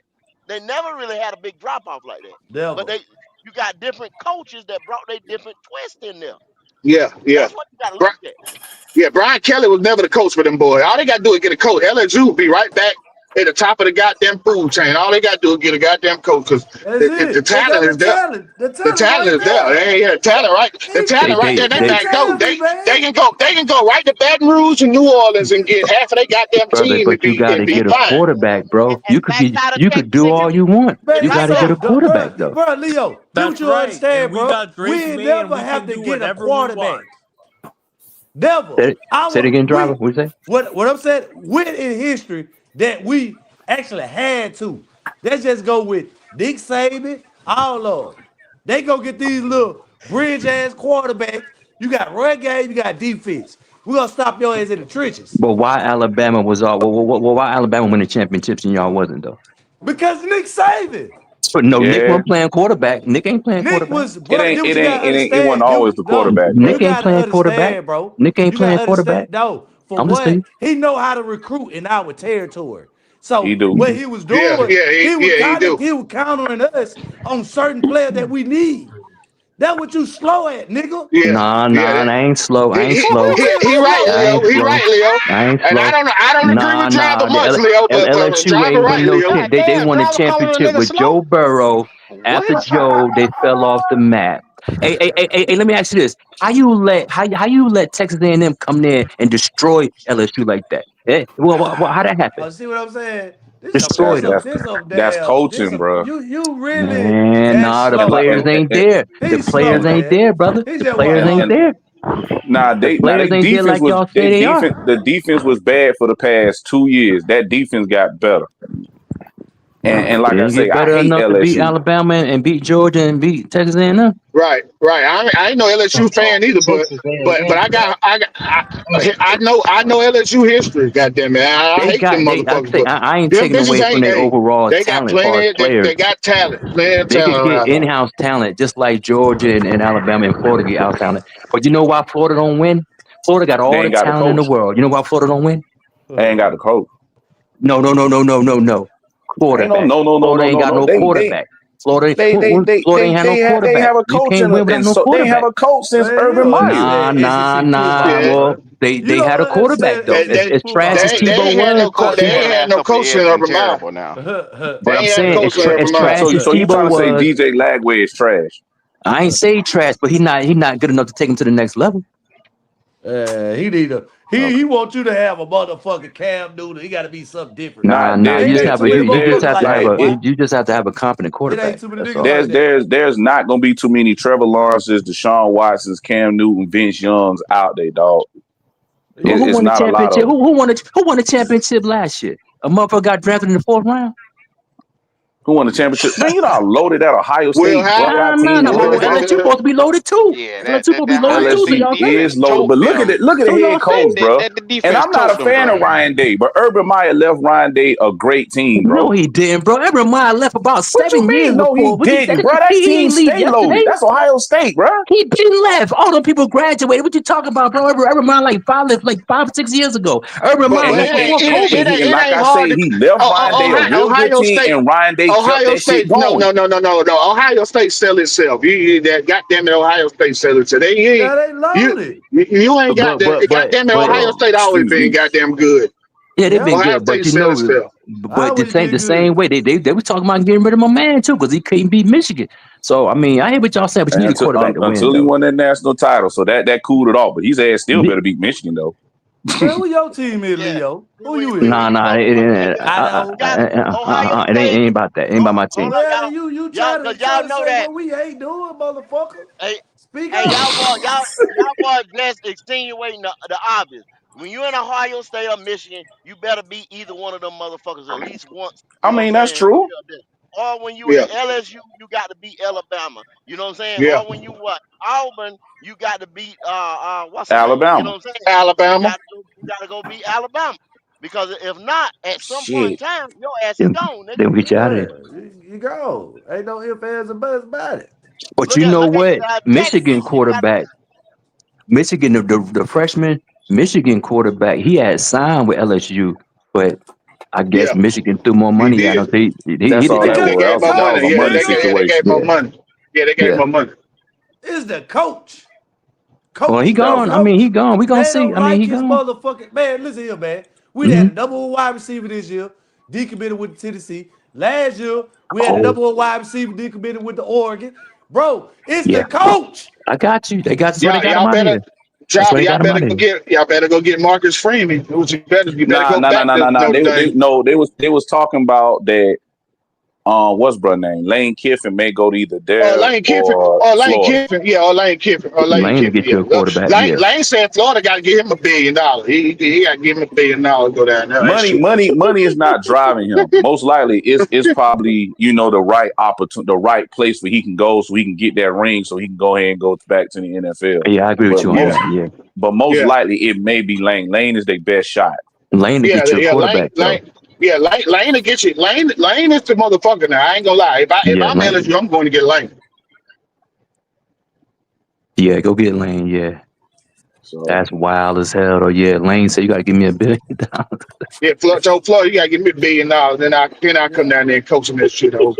Yeah, I was number one. You got that shit over. Florida's not a bad job. They just got bad people in their administration that make that shit tough. You got to go in there now, but Bloody, you got to go in there now, man, and you got to rebuild that shit. You got to go in there and rebuild. That's some shit now. Yeah.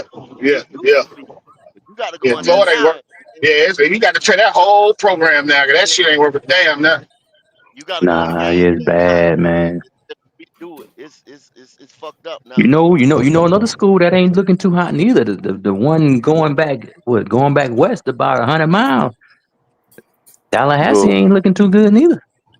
Tallahassee got fucked up when Jimbo left. I mean, they had that 1 year when Napier had Travis, but after that year, yeah, they fell off, man. But Florida State killed themselves by not staying relevant like the rest of these schools. They didn't upgrade their facilities like they should have. You know what I'm saying? They didn't build a big stadium. They didn't upgrade their facilities. Okay.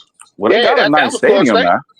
No, they got little ass fucking stadium Florida State got compared to these SEC schools. Yes, you can't compete. You can't compete with Florida with State. SEC. Doak Walker Stadium is small compared to them goddamn castles. For one, and see, this is why I hate to talk about this SEC bullshit. SEC as a conference made way more money than anybody outside of the Big Ten. ACC don't get that kind of money, so that's why those facilities won't be as big as the SEC. So they can't compete with them. But Florida State was making the money. But Florida State was making the money to be able to do that. They could have did it, but they didn't do it. Florida State could have did it. They didn't do it. That's what got them. That's what fucked them up. They how bad their facilities were. Well, I don't know why their money situation got so jammed. I mean, me personally, I'm shocked because I always thought Florida State was that kind of school. Me No, personally, hell no. No, you because we always no. we always got to compete with them They were motherfuckers talking every pure year. shit about Florida State facility, man. Florida State has some bad facilities. They didn't upgrade that shit like they should have.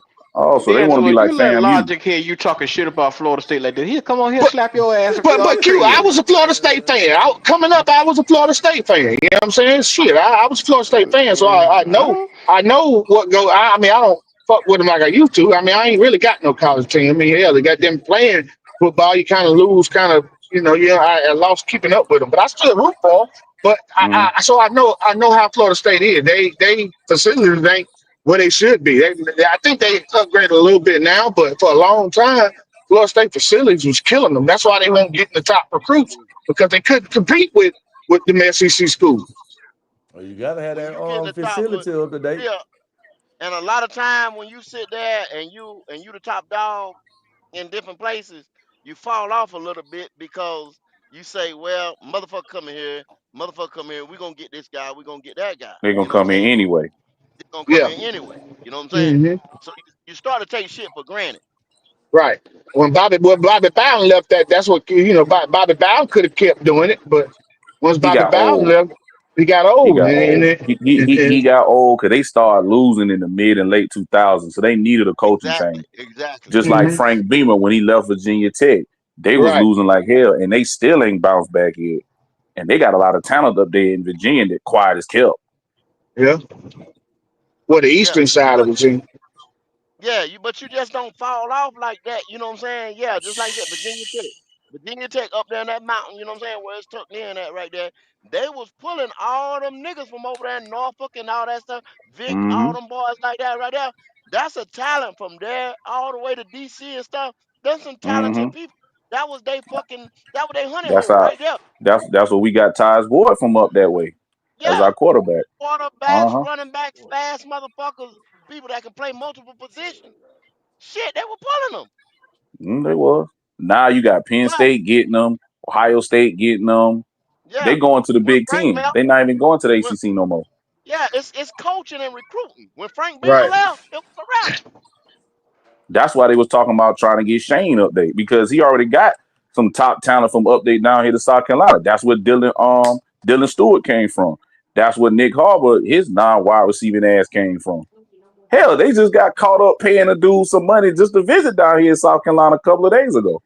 And he's a 5-star defensive end from up that way. And see, and I don't blame them now because it's a money game. So I don't look at it that way now when you start throwing that money out there and get caught with that money.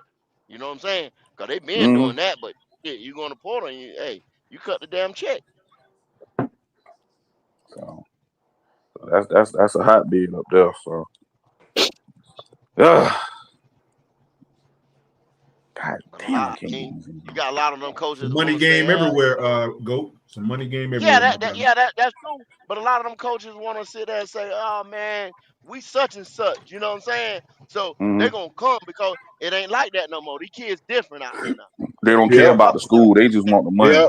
Yeah, Well, But they that don't hell, give a money. fuck. not even that. They weren't even born when the shit was popping like that. So they don't Exactly. even really Yeah, know. yeah, they don't know nothing about that. Yeah, Yeah. that's They a can good give a point. fuck less. Yeah, they can give a That's fuck less. like you, and that's like Carolina. Like, Carolina, right? I'm like, why That's Carolina Carolina can't problem. recruit no more? I'm like, cause nobody give a fuck They, no more.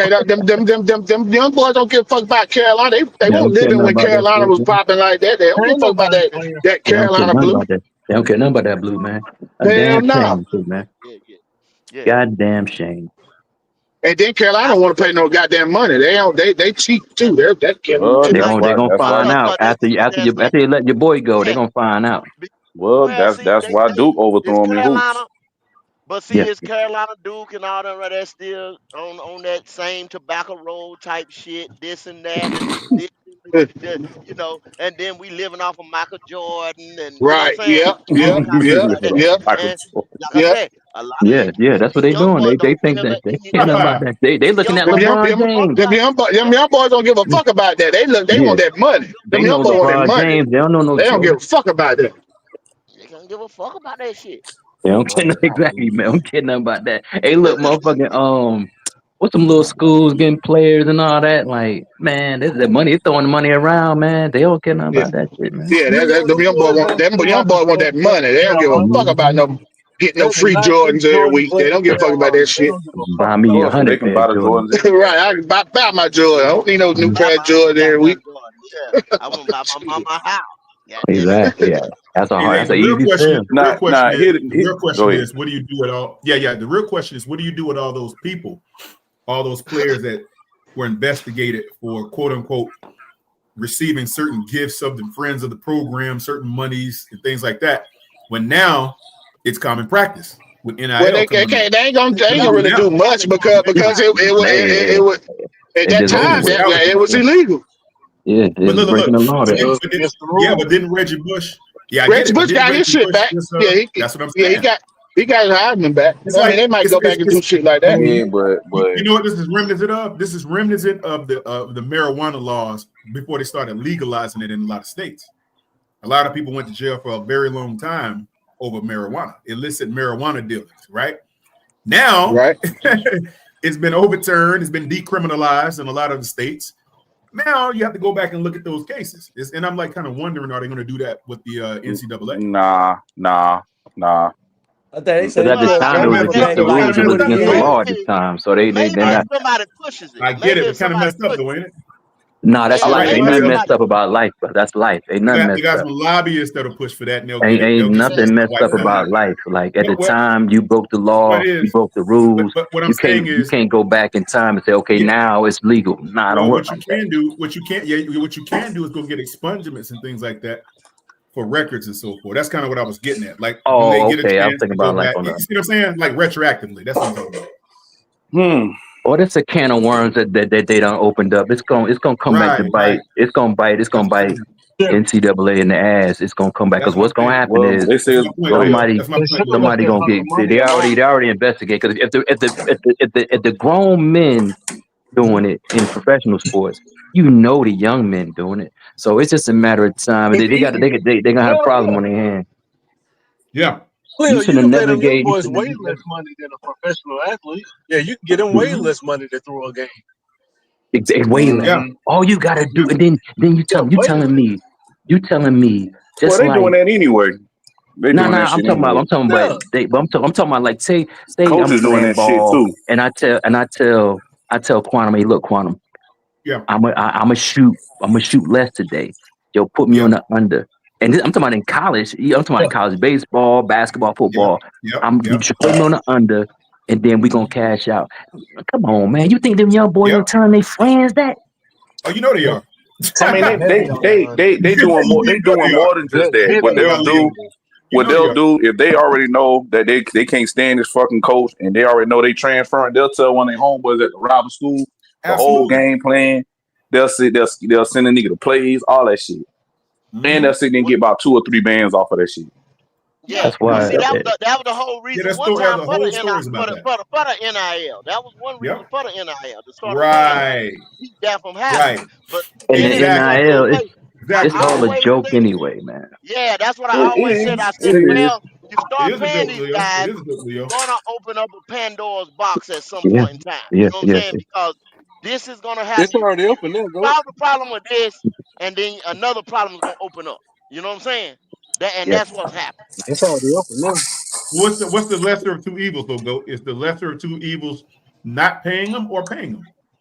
To me, they don't need to be paid. If they get paid, they should have continuously got paid underneath the table where we don't know shit. Which one? Which was already going on beforehand. Which one negatively impacts the game more? The lesser of two evils is like this right here. Okay, so now you done made them basically semi-pros. They're not student athletes anymore. So you know what I'm saying? You need to put some type of contractual stability behind Clause it. of Like, stability. yeah, like Collective okay, bargaining agreement. It's like a collective bargaining this money, agreement. you got to stay here 2-3 years or what the fuck ever to keep all this jumping around. You know what I'm saying? But the problem with that though, is when you make them professionals, then you're gonna have to say, well, because we already free agents, so you can't stop them from being free agents then. Well, the problem is not if you sign the contract and you say, okay, if you sign coming out of high school, let's say the Alabama or whoever, whatever. Now, see, they making you stay in there, 3 or 4 years? So you at least sign a 2-year contract. You see They what I'm can saying? always get out the contract though, brother, because that's against the law. They here's the got problem, though. job laws against that. Here- If you make them professionals, they got job laws that prevent Well, that. that's why That's why it don't that's Well, what they already here- are though, happen. Leo. They're well, here's the semi-pros problem. though, Leo. They are. Well, They're not student athletes anymore.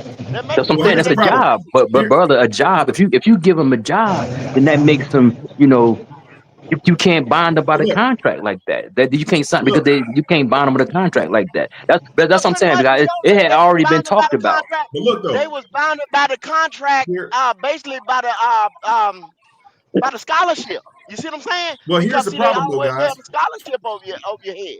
You know what I Well, mean? here's the issue. Absolutely, go. That's true. But here's the issue, though. Here's the issue. The main issue is they have corporate sponsorship in collegiate ranks now. So it's not just That's the cool. school benefiting on its own merit to sell tickets and drive revenue. They sell beer now. They sell beer now. They sell That's what alcohol I'm in the place. saying. So they Yeah. even colleges have corporate sponsorship. So now you gotta keep the players in. So You now got so basically they got say so college in this game shit too. day.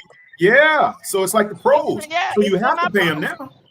Yeah. You got to now. You have Nebraska no just choice. gave Matt mean, Rule a 2-year They're not extension at relying on Nebraska ticket for sales what? anymore. Not College 2 years. guys. It's a They got it's a Because nice Penn 2 State, years. No, it's a Penn State was gonna. 2032. That's Yeah, they're that's gonna get because him. Penn State was gonna come calling. That's why they Yeah. did that. Penn State was gonna come calling. But Hey, he ain't doing shit at Nebraska. Yeah, they 7-2. They made a Yeah, bowl game last year. They playing good. yeah. I mean, you comparing them against everybody else, but that's good because Nebraska was trash for The years. trash. Yeah. Well, Nebraska has been Trash. ass for a That's what I'm long saying. He got time. them 7-2. They went to a bowl game last year. Yeah, I It's been a mean, long yeah, he time a to get good bowl. he a college coach though. He could be in Yeah, a he a good college. small Yeah, he pretty school good, though. man. Yeah. Yeah. Mm. He'll get them back up. They just, yeah, it's. I don't think they should have paid them. They opened up a Pandora's box, but I mean, people been petitioning for that since the O'Bannon brothers back in the day. So it came to Oh, okay. fruition.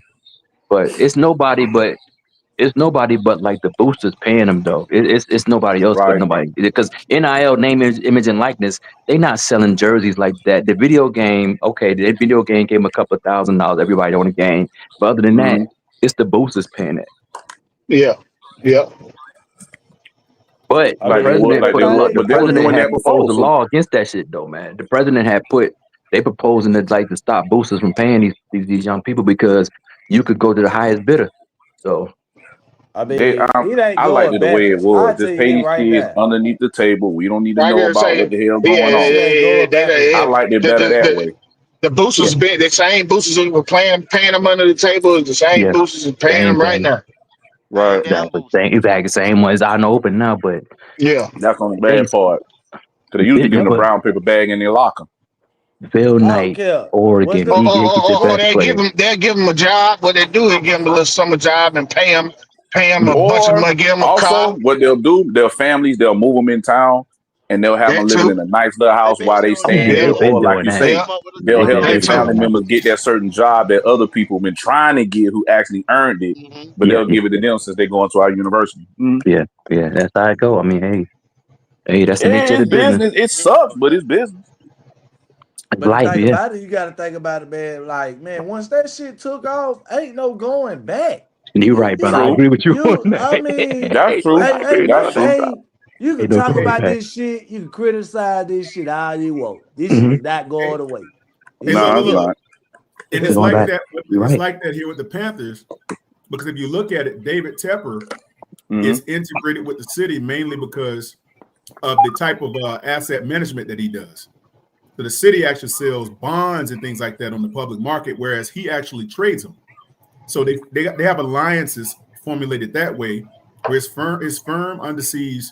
Shoot, they got about 16 AUM under management, assets under management right now, 16B worth, and a lot of that is probably going to be City of Charlotte municipal bonds.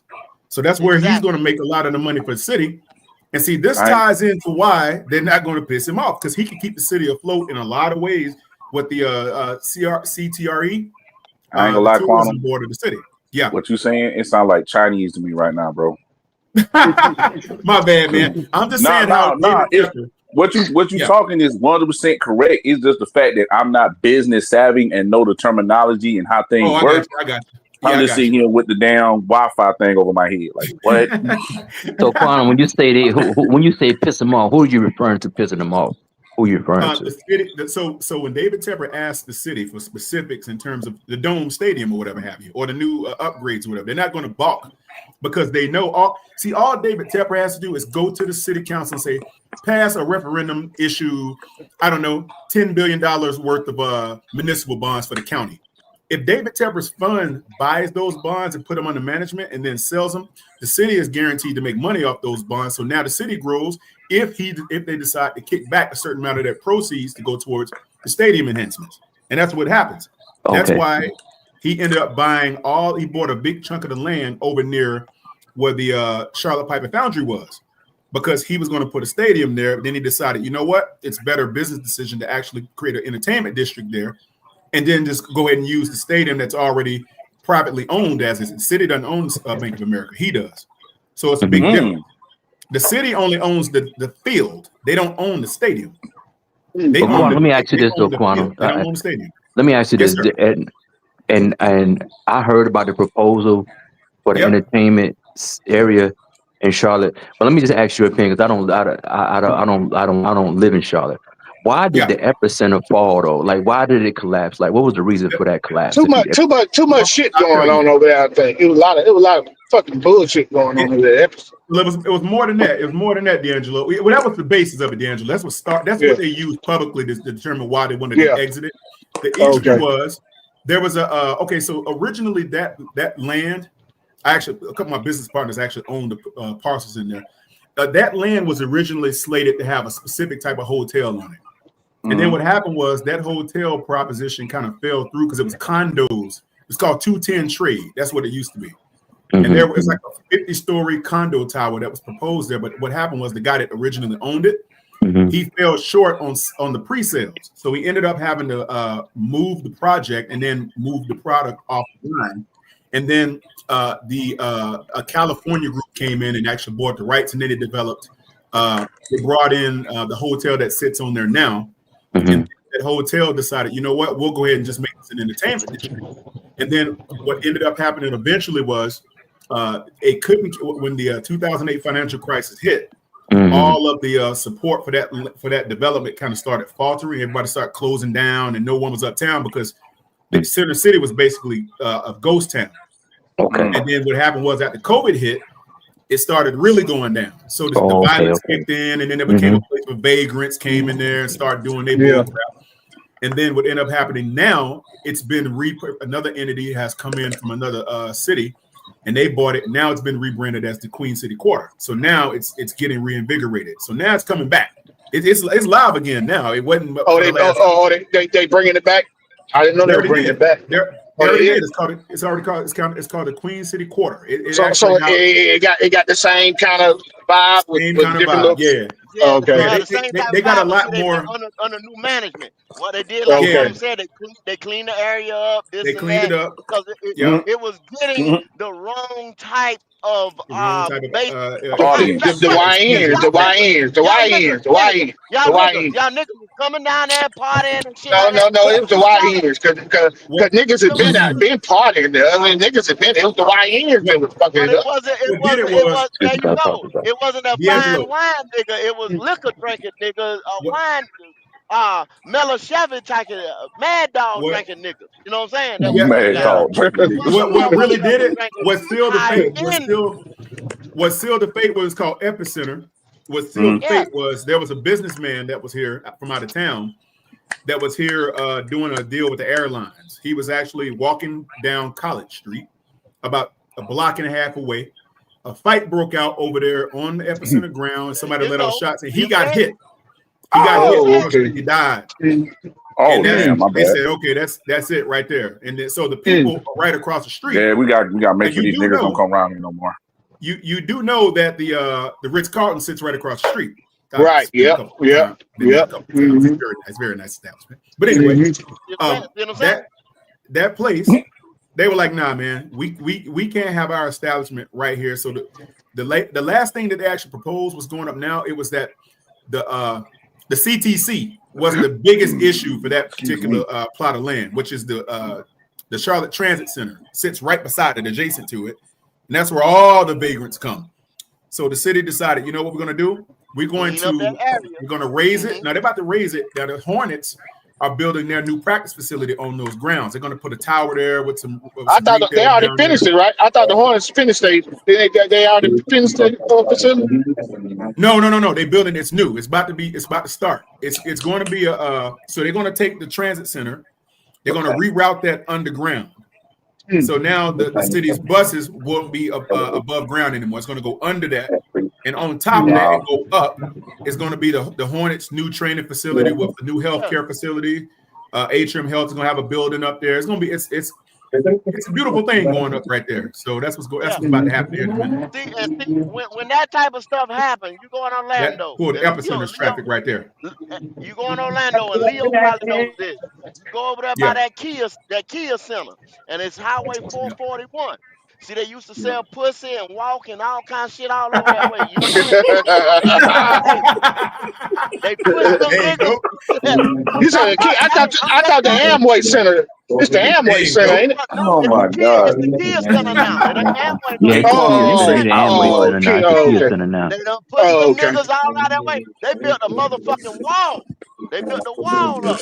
What you know about that though? Goddamn wall. I go what you know about that though? I seen it. When I seen them, I know you're right. Hey, there used to be people sleeping underneath the highway. They done got rid of all. It's against the law to be sleeping in the street in Orlando now. All that shit. If y'all want to know what time it was, Leo.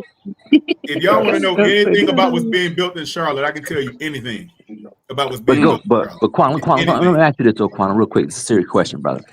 Yes, sir. Do you think that with all the stuff that is proposed by Tepper management, do you think that it'll come to fruition? Because I was harking back to what happened in what's that city in South Carolina they tried to move the other shit to? Rock Hill. Yeah, Rock Hill. Do you I'm not saying that's I'm just saying, do you think the city would have a little trepidation in believing in all this and David Tepper's part? No. Or would it be warranted? No, because it wasn't on David Tepper the reason why that project failed. That was on the city. That had nothing to do with Rock Hill at all. Yes, it was all on Rock Hill, 100%. Yeah, that was Rock Hill. That Tepper shit do that. Yep. He had nothing to do with that. And see, what happened was the city. Okay, so you remember at first it was looking at some other sites to put the stadium on at one time. We were talking about putting it in Rowan County and Salisbury and places like that. Well, the city was like, nah, you guys aren't moving our stadium anywhere. We're going to make all of the necessary provisions to keep you in Center City because it drives tourism dollars. That's number one. Number two, the city of Rock Hill tried some underhanded bull crap. I know a lot about Rock Hill. They tried some underhanded stuff. They didn't want to come through on their end of the bargain to, cut bonds and certain land acquisitions and things like that. And Tepper called it bluff. Yep. Mm-hmm. So Tepper was like, look, if you want to pull that, then I'm going to do this. And they say, well, do it. And he did it. And they were like, oh. That's what happened. So you know what the city of Charlotte did, Leo? You know what the city of Charlotte did, Leo? The city of Charlotte was like, if y'all remember on Boys in the Hood, when dude took a little man's football, he was like, thanks, cuz. That's what Charlotte said when they messed up.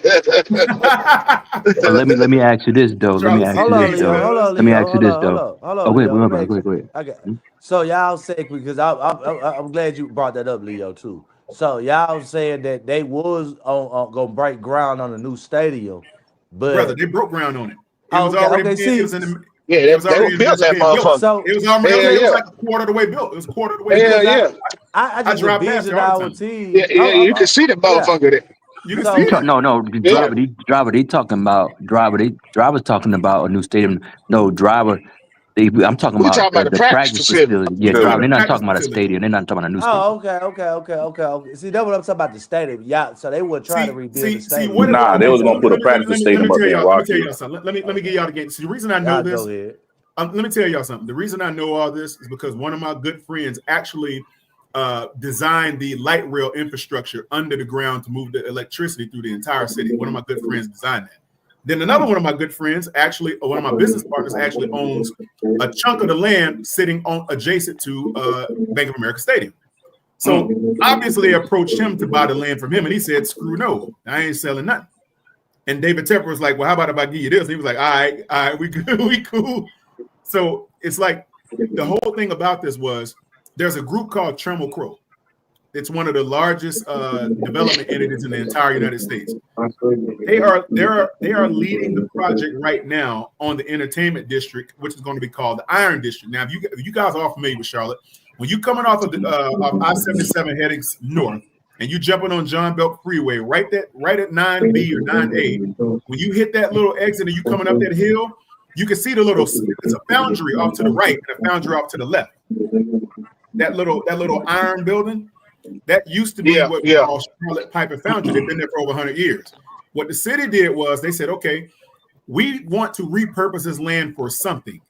But Charlotte Pipe and Foundry said, you know what? Right now, we're not anticipating anything with this land. So the city actually convinced them to give that land up. If David Tepper would get involved and repurpose that area for new development, because that's where he wanted to put the new stadium.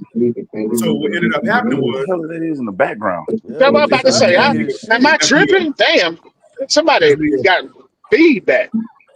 That's Leo. That's me. Oh, okay, my bad. That was yours. It's all good. So what ended up happening was the city decided, you know what, we're going to give you guys incentives to repurpose this land. And so what they did was the Charlotte Pipe and Foundry, they went out to Stanley County and decided, or Anson County, I'm sorry. They went out to Anson County and decided to cut a deal with that county to repurpose and remove that facility out there, which is what they did. So they've been gone for months and months and months now. There's nothing operational going on that site anymore. So then the city turned back to them and they still own it. And the city said, hey, y'all going to leave this land or what you going to do? You're going to give it to David Tepper? We're going to cut a deal. We're going to do. And so they said, nah. David Tepper said, you know what? Let's just go ahead and cut a deal to repurpose the actual existing stadium and enhance that. And I'll put some bonds. I'll put bonds that you can put around this particular project to enhance the city. We'll do infrastructure projects. We'll do lights. We'll do intersections. We'll do all of that for the city. If you just throw in a certain amount of money to the stadium, the city was like, yeah, that's a good deal. So the land that was going to be purposed for the new stadium was still owned by Charlotte Pipe and Foundry. So what they decided to do was go into business on a second deal with David Tepper. And what they did was they said, okay, we will propose something called the Iron District. So they brought in Trammell Crow, who actually came in to spearhead the project. You can read all this. It's public knowledge now. It wasn't for months, but it is now.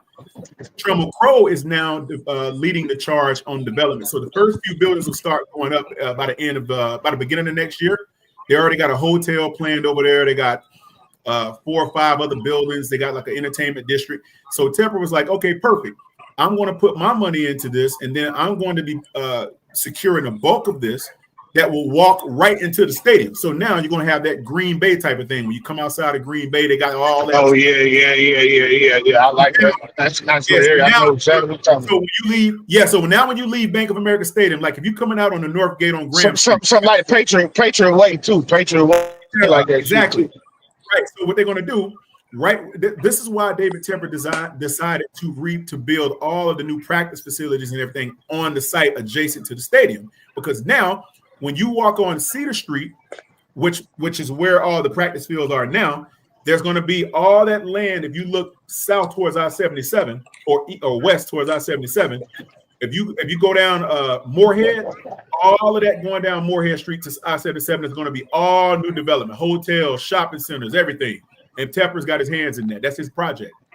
And he also has the estimated completion date, like in the future, like what they say, 2032, 35? When they say completion? So the first wave of it is going to actually open up sometime next year, and then they'll do phase 1. It's about to start now. It starts in December, I think. Then by the end of 2027 or 2028, they're gonna start phase 2, and then that'll last for about. It's gonna be like a 10-year project. It's a long time. So it's beautiful though. What's the end goal? Like, what do they hope to? What do the city and David Tepper hope to accomplish with this stuff? Leo, I think they want soccer. My fault, Quantum. I think they want soccer. Yeah. I think that's the real play. Is they trying to get There you go. soccer money? David is saying how They're trying to get what now? Say again, brother. The soccer money. Soccer money. Them international FIFA games. That's the real play right there. Is the stadium big enough? Yeah. They just had Chelsea. They had Chelsea here over the summer. Yeah. What? Also, the stadium hold at least 80,000 people. Yeah, I It don't holds know the 75 exact right now. number. Holds Yeah, I don't know the 75. exact number. Okay. But you got to know what part of the 75. update and they're all gonna that be stuff taking like that. a Yeah. top section of this the seats and turning Well, into like a little nightclub bar area as well. well, So here's they the technically thing. losing Mm, seats. okay. Thing though. Well, see, here's the thing that a lot of people don't know. David Tepper tried. He tried to. Well, okay. Obviously, going to play the games there, right? The CLT games, the FC games are being played there now. But that's not where they practice it. They have a. He went out and bought out on Monroe Road. He went out there and bought a business park. He bought an entire business park, and he developed it into what CLT has now. He developed a campus. It's like they got And see practice that's fields. where when he did that Freaking quantum, crazy. that's where Because I thought it he was was going to originally put supposed the they was looking at the Eastland Mall location, right? yeah. Exactly. I thought, and you But know what, but here's quantum? what they That's did with where I that. thought he was going to put that our practice facilities and when the Rock Hill Eastern. fell through, that's what I thought he was buying that for. You know what Oh I'm saying? yeah. Because I was No. like, yo, when you take these old warehouses and stuff and tear them down, you see what I'm saying? You already got Yeah. indoor facilities and all that shit. And so that's what I thought he was going, instead of this new stuff that they building over there. Well, But he got a Omar plan, just y'all. said. Well, Omar just said. So here's what Omar's right. Hey, Omar, what they did was the Eastland site. They got that called. It's called. They built an apartment complex over there here just recently. It's huge. That piece of land over there on Eastland. They're actually still developing the soccer grounds for the International Development League that's going to come there. So they're actually about to start that early next year. I saw the plans for that too. So that's about to start soon. So all of the teams that come over here from overseas that want to come for those FIFA matches and stuff like that, the friendlies, they're going to be practicing in that new facility over there on Eastland's grounds. Quantum question. That's what they're doing over there. Quantum question. There's any of all those projects that David Tepper and the city is doing, is any of that shit going to help the Panthers at all? Yeah. Because well, you mean the team, or you mean just the brand itself? Like the team, the brand, because it seemed like what Leo was saying about the soccer, how that's going to be more of a plan for them so they can get more revenue. How they building hotels and everything. To me, all that seemed like they trying to collect on their FIFA money more than he actually trying to help out the Panthers, which really brings money in. It's kind of two birds, one stone, though. It's kind of two birds, one stone. You can say, and it also depends on the relevancy of the team. If the team is winning, then you could generate more revenue. Facts, but if the team's not winning, then it's just going to be secondary to the soccer team. Your game That's very true. I was just uptown last week for when Buffalo was down. They was tailgating all around the place. Like you seen it, Omar? There's not a lot of bars you can go to uptown, especially so they trying to improve that type of experience. That's the problem. Exactly. You're exactly right, Omar. But see, once they start getting in, like we ain't able to get the Super Bowl here because there ain't enough beds. But see, that's why it's a plan. It's going to be open, and then you got to have entertainment. So that's right. Charlotte compared to Atlanta, Miami, and all these different places, just like you just said, Omar. Exactly. I think they have to have a dome, though, Go.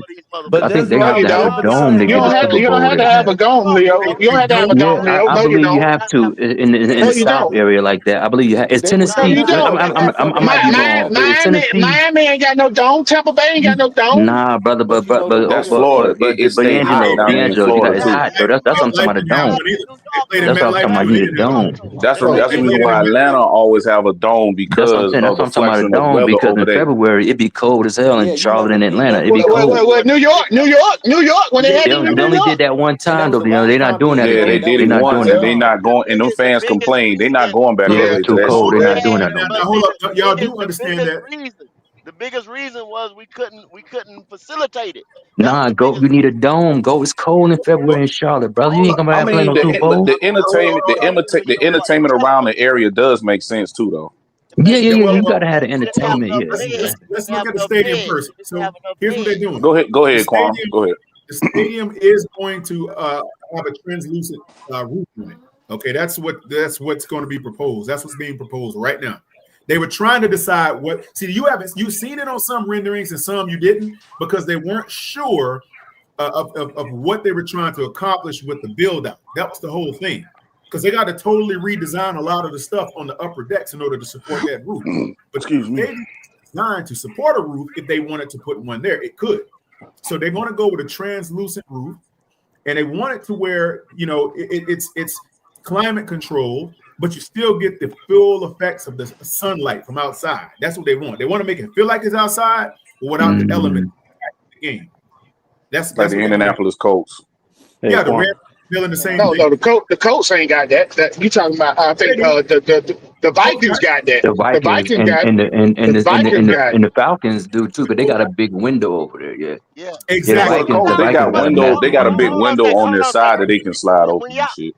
When y'all say a dome, that damn roof on that motherfucker is almost like a tarp, y'all. It ain't a goddamn. It ain't a hard damn roof. You know what I'm saying? That you put shingles on. Yeah, exactly. It's like a tarp, cuz you know what I'm saying. Right. So that's not hard to fucking do. You know what I'm saying? It's not. Here. No, that ain't hard to do. Like that. We don't. That's what they're gonna do, Go. Yeah. Well, they're doing it because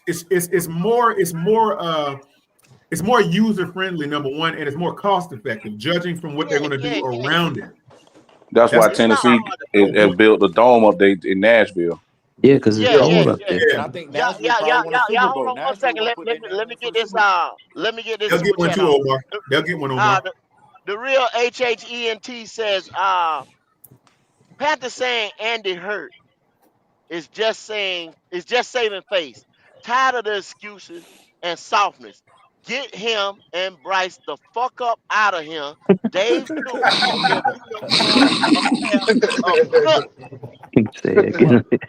yeah, I came up here because I wanted to know what y'all thoughts on. I saw an article that Rico was on the market for the right price, and I wanted to know what I was going to converse about that too because I've seen that too. I don't think so now, Omar. Since they done put it out there. They said Chuba getting his carries taken away. Rico is the feature back now. But go. Well, they were saying that New England was. Well, they said New England tried to offer us something for Chuba. They got it. Yeah. Now they did. They turned it down. They turned it down. No, I think you got to. They smart. They turned that shit down. You don't do business with the Patriots because you always gonna get fucked over. If somebody offers you a second or third for Rico, you have to take it because what's going to happen? The Panthers, the team is not good. The quarterback play is so horrible. You can't expect Dalton or Bryce to win. So y'all think somebody give us a second or third for that? You right? There's a motherfucker offering a second or third, but Chuba, you got the goddamn. Not even it's going to be Rico. They're not offering for Chuba. It's going to be Rico. That's what I'm talking about. I'm talking about Rico. For Rico. Yeah, okay. A second or third for Rico, he got to go. Yeah, exactly. But see, even if you get a second or a third, how you know they're gonna make the right decision and get the right guy? Yeah, but you never know that. But you have to roll the dice because you have to roll the dice. You have to roll the dice on those goddamn trade no Rico. Yes, you do. Yes, you do. Because the Panthers are not good. You're not gonna go anywhere. Yeah, you do. The quarterback is not letting Rico go. See. That's the problem, bro. The quarterback play is too bad. You're not going to win the game. You keep talking about the quarterback. Before you go on your rant, the fuck you got to do with the quarterback? Let me Not now. Not now, I don't. Hey, y'all boys hold them down for a second. I got to leave for about 5 minutes. I'll be right back. Y'all hold them down for a second. All right. Driver, let's say we win. Go ahead, Driver. Let's say we win 7 games this year. And then Rico leaves to go sign with Baltimore next year. Right. And you turn down a second or third round pick for him. For what? Right. For what? That I just threw a team out there. I just threw a random. Driver, don't you understand? Driver. Don't you understand? Driver, don't you understand? Don't you understand? We just paid Trooper a lot of money. I don't see them. Right. How much is a lot of money? You don't. How much what you is a lot mean? of money? You don't allocate. That's a lot of money for a running back. Driver, what the hell you talking about? You're not gonna pay 2 running backs. That's a lot. You can't pay. You can't pay that same type of money to Rico. You can't talk that bullshit to me when a running back is fucking running for 200 yards a fucking week. Did he do it last week? Driver, did he do it last week? Driver, did he do it last week? That bullshit. Did he do it last week, Driver? Did he do it last week? Driver, you don't know how to. Driver, you don't know how to. Driver, you don't know how to properly build a team. Driver, you don't give a fuck. They don't know how to properly build a team. You don't need to. You don't need to. Driver want What? 4 running What backs. do the Driver Panthers want do? 4 running backs. On Do the Yeah, Panthers do he want to win at all costs, but it doesn't Do work the like that, Panthers know driver. how to build a team? It doesn't work like that, If they driver. trade Rico, they may know what They to do. You see haven't what I'm shown saying? that. They haven't shown that You recently, driver. questioning me, but they don't know how to motherfucking build a team. But and you done learned from them then. You've learned from Driver, them you over have the a past. depreciating asset on your team that Right. has value right now. You have to get It rid of has that. value. You got to get rid of that. You gotta get rid of that. Man, that's crazy. I'm asking y'all the question this right here. When they went and signed fucking goddamn your boy Saquon Barkley, right? Mm-hmm. When they went and got him, right? Then they gave him a contract, right? They gave him that money, right? Are they the Then they same give him players? the fucking money. Right. They're the same. It's Rico. It's Rico Then they, Saquon Barkley. hold on. It's Answer Rico the Saquon. fucking question. Did they It's give him Rico the money? Saquon. Yeah, It's Rico Saquon. Nah, nigga. Before he came in, he was devalued. He was devalued, nigga. Don't lie. He was devalued like a Oh man. Who? Huh? Saquon? You saying Saquon Huh? is devalued? So don't talk that bullshit to me, nigga. I told you, don't talk that shit to them niggas who don't know shit. Goddamn, John, He one of them. He one of them niggas you talking about. He one of them. Right. I cannot listen to this nigga while I drive. My Bloody, gonna make me crash. Bloody, they got him started, Bloody. I know. I can't listen to this nigga while I'm on the road, man. That nigga gonna make me crash one When day. is the trade deadline? The 4th? When is the You trade not deadline? get him started, boy. You will not let up. Week, yeah. After next week. So when the Panthers lose this game, and if they lose the next game, they're gonna have to consider it. They're gonna have to. Say Rico. When the trade deadline. Say Rico put up 150 and then 125. I think you got to ship him out of here. But when the trade deadline? Yeah, I can get that. November. I think they got like 2 weeks left, if that. 2 weeks. I think it's that, what next? It's after week 10. That's right. 4th, They moved it back. 4th. They moved it back. Yeah, okay, it's a week. Okay. November the 4th. This is the last week. If Rico put on a show, say Rico put on a show and we still lose, and a team come up here and say, "Hey, I'm willing to give you a 2, or I maybe give you like 2 fourths for him."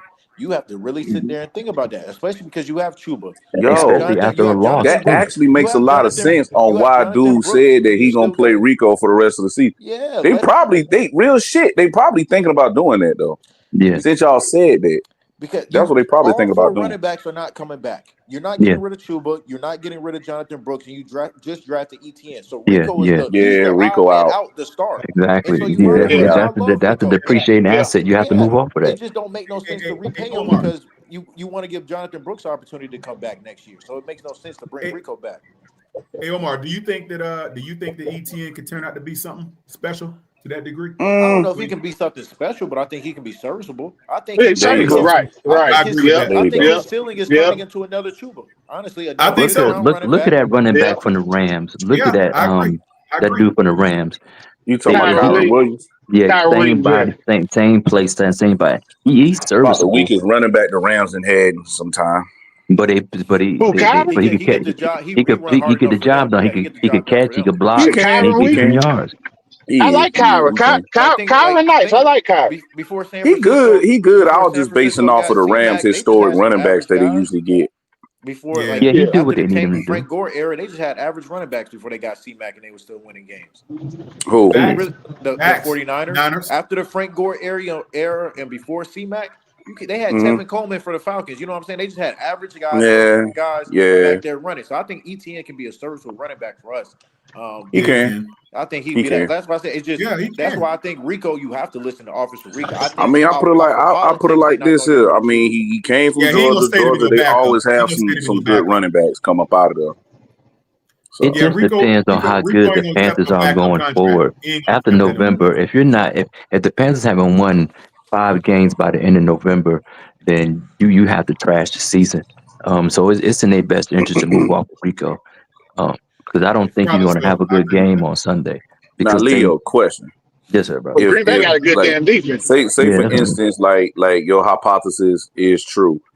Now, that means we already know Bryce going to be out the door. It ain't going to be no extension on him.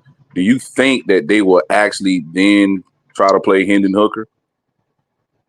Or that's never going to be matriculated? Well, they not going to play Hendon Hooker until they watch totally wash their hands with Bryce. I don't think they're going to play Hendon Hooker. I'm They asking gotta y'all, be. They man. gotta Hold be. on, Yeah, it real depends quick. They're on Hold not how gonna on. good play this Henry Mexican Hooker team. I'm until If asking this y'all. another until season, they if this no another longer. wasted season, So That's so what I said, who D'Angelo. who Same look Yeah, like thing. the best player on outfits? Bryce or goddamn Rico? I'm asking y'all niggas one fucking Rico. question.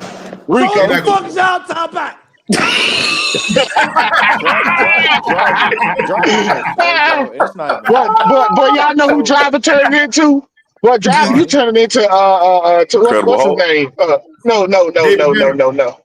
No, man. God damn it, he be on everybody's goddamn show. G And be baby. hollering, Sea Dog. Oh, Boy, you she don't. turning into Sea Dog. Driver, you turning into Sea Dog, Driver. God damn it, you turning into Sea Dog. Driver. Everything you saying is He absolutely set right. y'all up. Rico, Hey, he knew y'all was gonna say that. That's why he was waiting on y'all to say that. but if somebody is willing to give you something for that's more value, and if you know you about to get your car repossessed and somebody gonna give you 10,000 to have the car, you gonna take that $10,000 before See you this lose it. shit out guys. They That's going right. This exactly shit right that's here, all. That's man. all it is. It's Basically, business. what it boils down to, Driver does not understand what's the point of getting rid of Rico He if don't he's our understand best contract player. value. He don't understand. He don't Right, understand value, Nah, Well, he market well, value. right.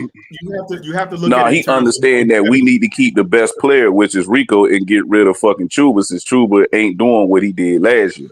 But politics That's what is gonna Driver stop sees. that, and I Well, understand see, that. But politics, you already gave Chuba a bag. You're not that's my trading point. Chuba. He a foundational piece right now, and so they're Yeah, not getting Yeah. rid of him.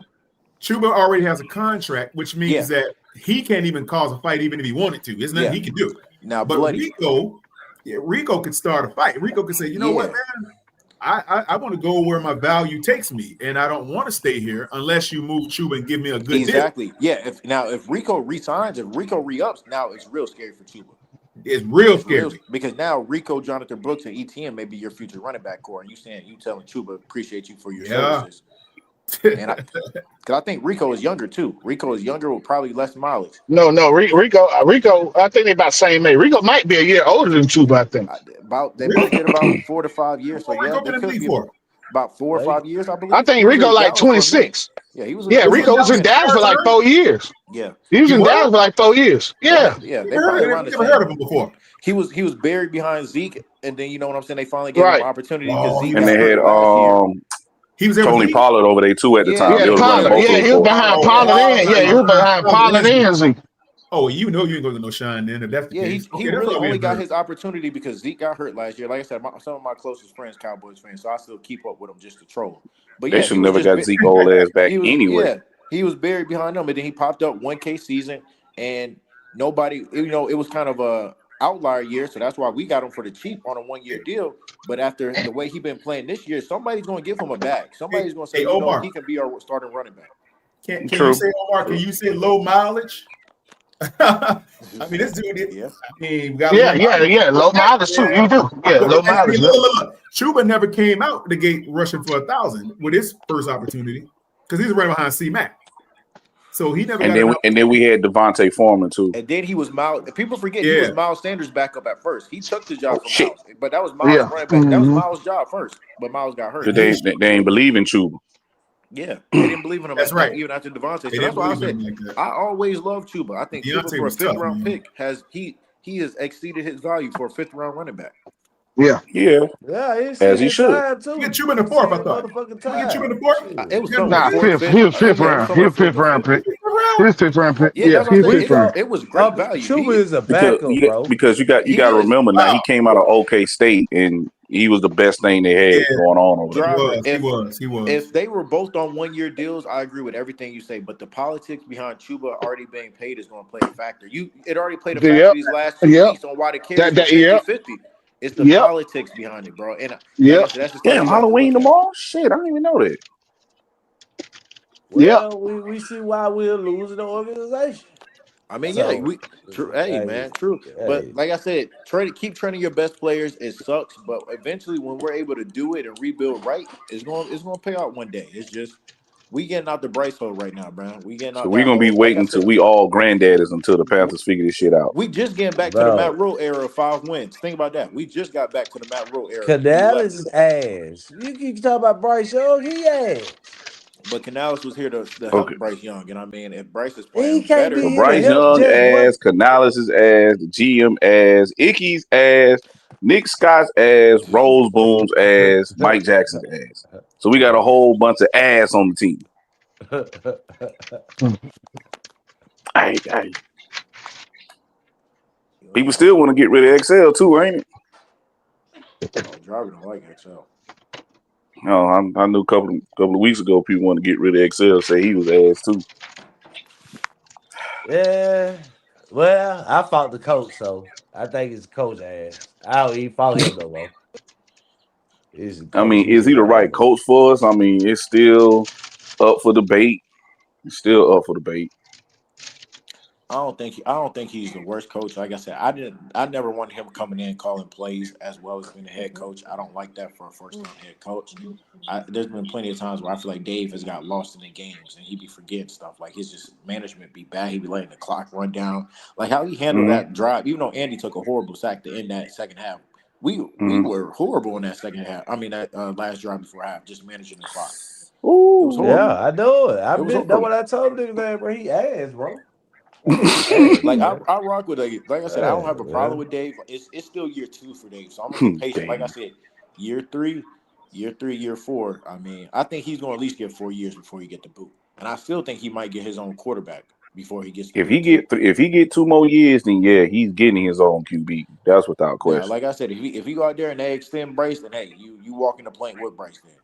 Y'all in that together whenever y'all get done. But I just think Brant Tillers is smarter than that. I don't think Brant Tillers is going to do nothing crazy, bro. Brant, he really going to have to sit down with Bryce Agent and be like, yo, we'll take you back, but it's not going to be on no crazy deal. You ain't getting C.J. Stroud money. No, they can't take him back, period. They're going to have to cut ties. I hope so. Like I told Goat the other week, every week I watch games, I get happy and say it's a week closer to Bryce not being the quarterback. So like they're gonna have to settle that top because it's not gonna look good to have no number 1 pick that's on the team sitting on the bench while you got another quarterback that you just drafted. You're gonna have to get rid of him and make this the new guy to lead him.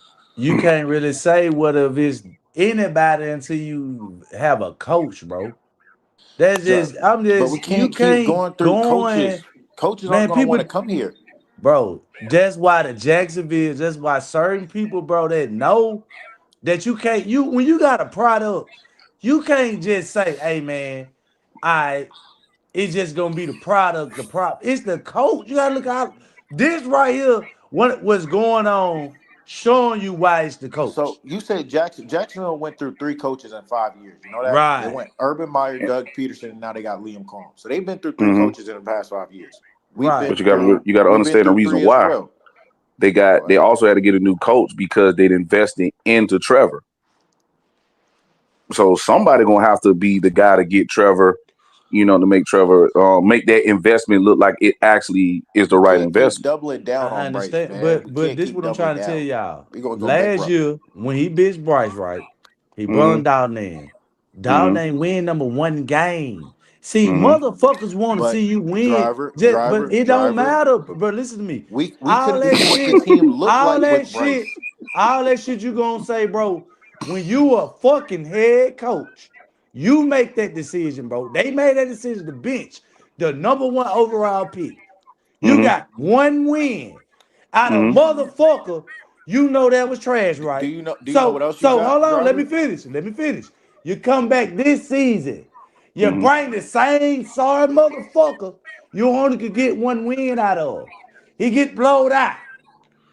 So now it ain't just about a quarterback because you could have just got in the fucking bite out the street. You could have made that fucking determination because you the coach. You could have had a backup quarterback come in because you saying this quarterback ain't it.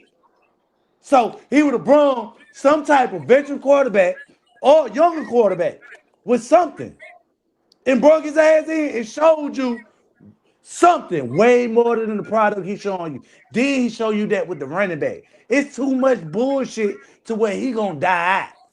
So you can save faith talking about it's gonna be the quarterback. It's gonna be that coach. And I'm trying to tell y'all this shit. Y'all ain't seeing this shit. The coach right now has a longer contract than the quarterback do. So I would lean with the coach. I understand what you're saying, though. But last year, benching Bryce, we got to at least see what the rest of this team looked like. Even though Andy only won us 1 game, We was able to see Deontay Johnson need to get out of here. You was able to see kind of what this O-line could do. And then Bryce came back in, and they finished the season on a somewhat up and up, as some would say. Question: You don't think that the Panthers may in the offseason try to go for a veteran quarterback instead of trying to get a new guy out of college?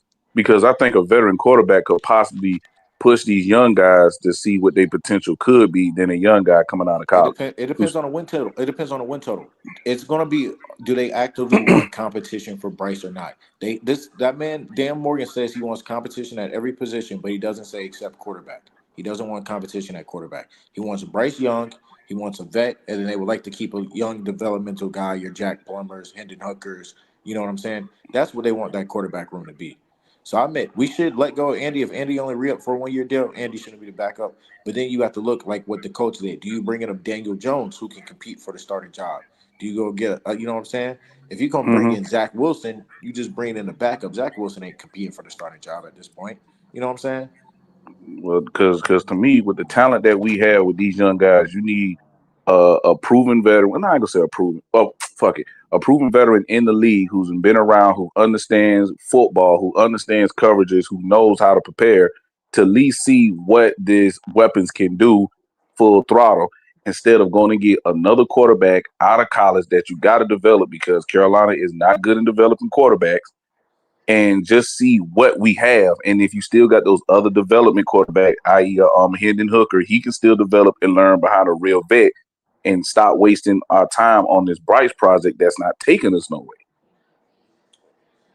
I understand y'all keep talking about Bryce, bro, but that ain't gonna solve y'all problems, bro. It ain't. I'm telling you. Bryce, the same problem could keep on recurring because it's the fact of the matter, bro. He can't evaluate talent, man. Y'all keep saying that they brought him in to fix Bryce, bro. The team was trash before Bryce. So you got to fix the team. The team was 1 win away from making the playoffs before Bryce, Jarvis. You talking about when we had Steve Wilkes? Bro, if they felt that way, bro, they would have never tore away this team, hired this coach, fired this coach, did this, trade picks away.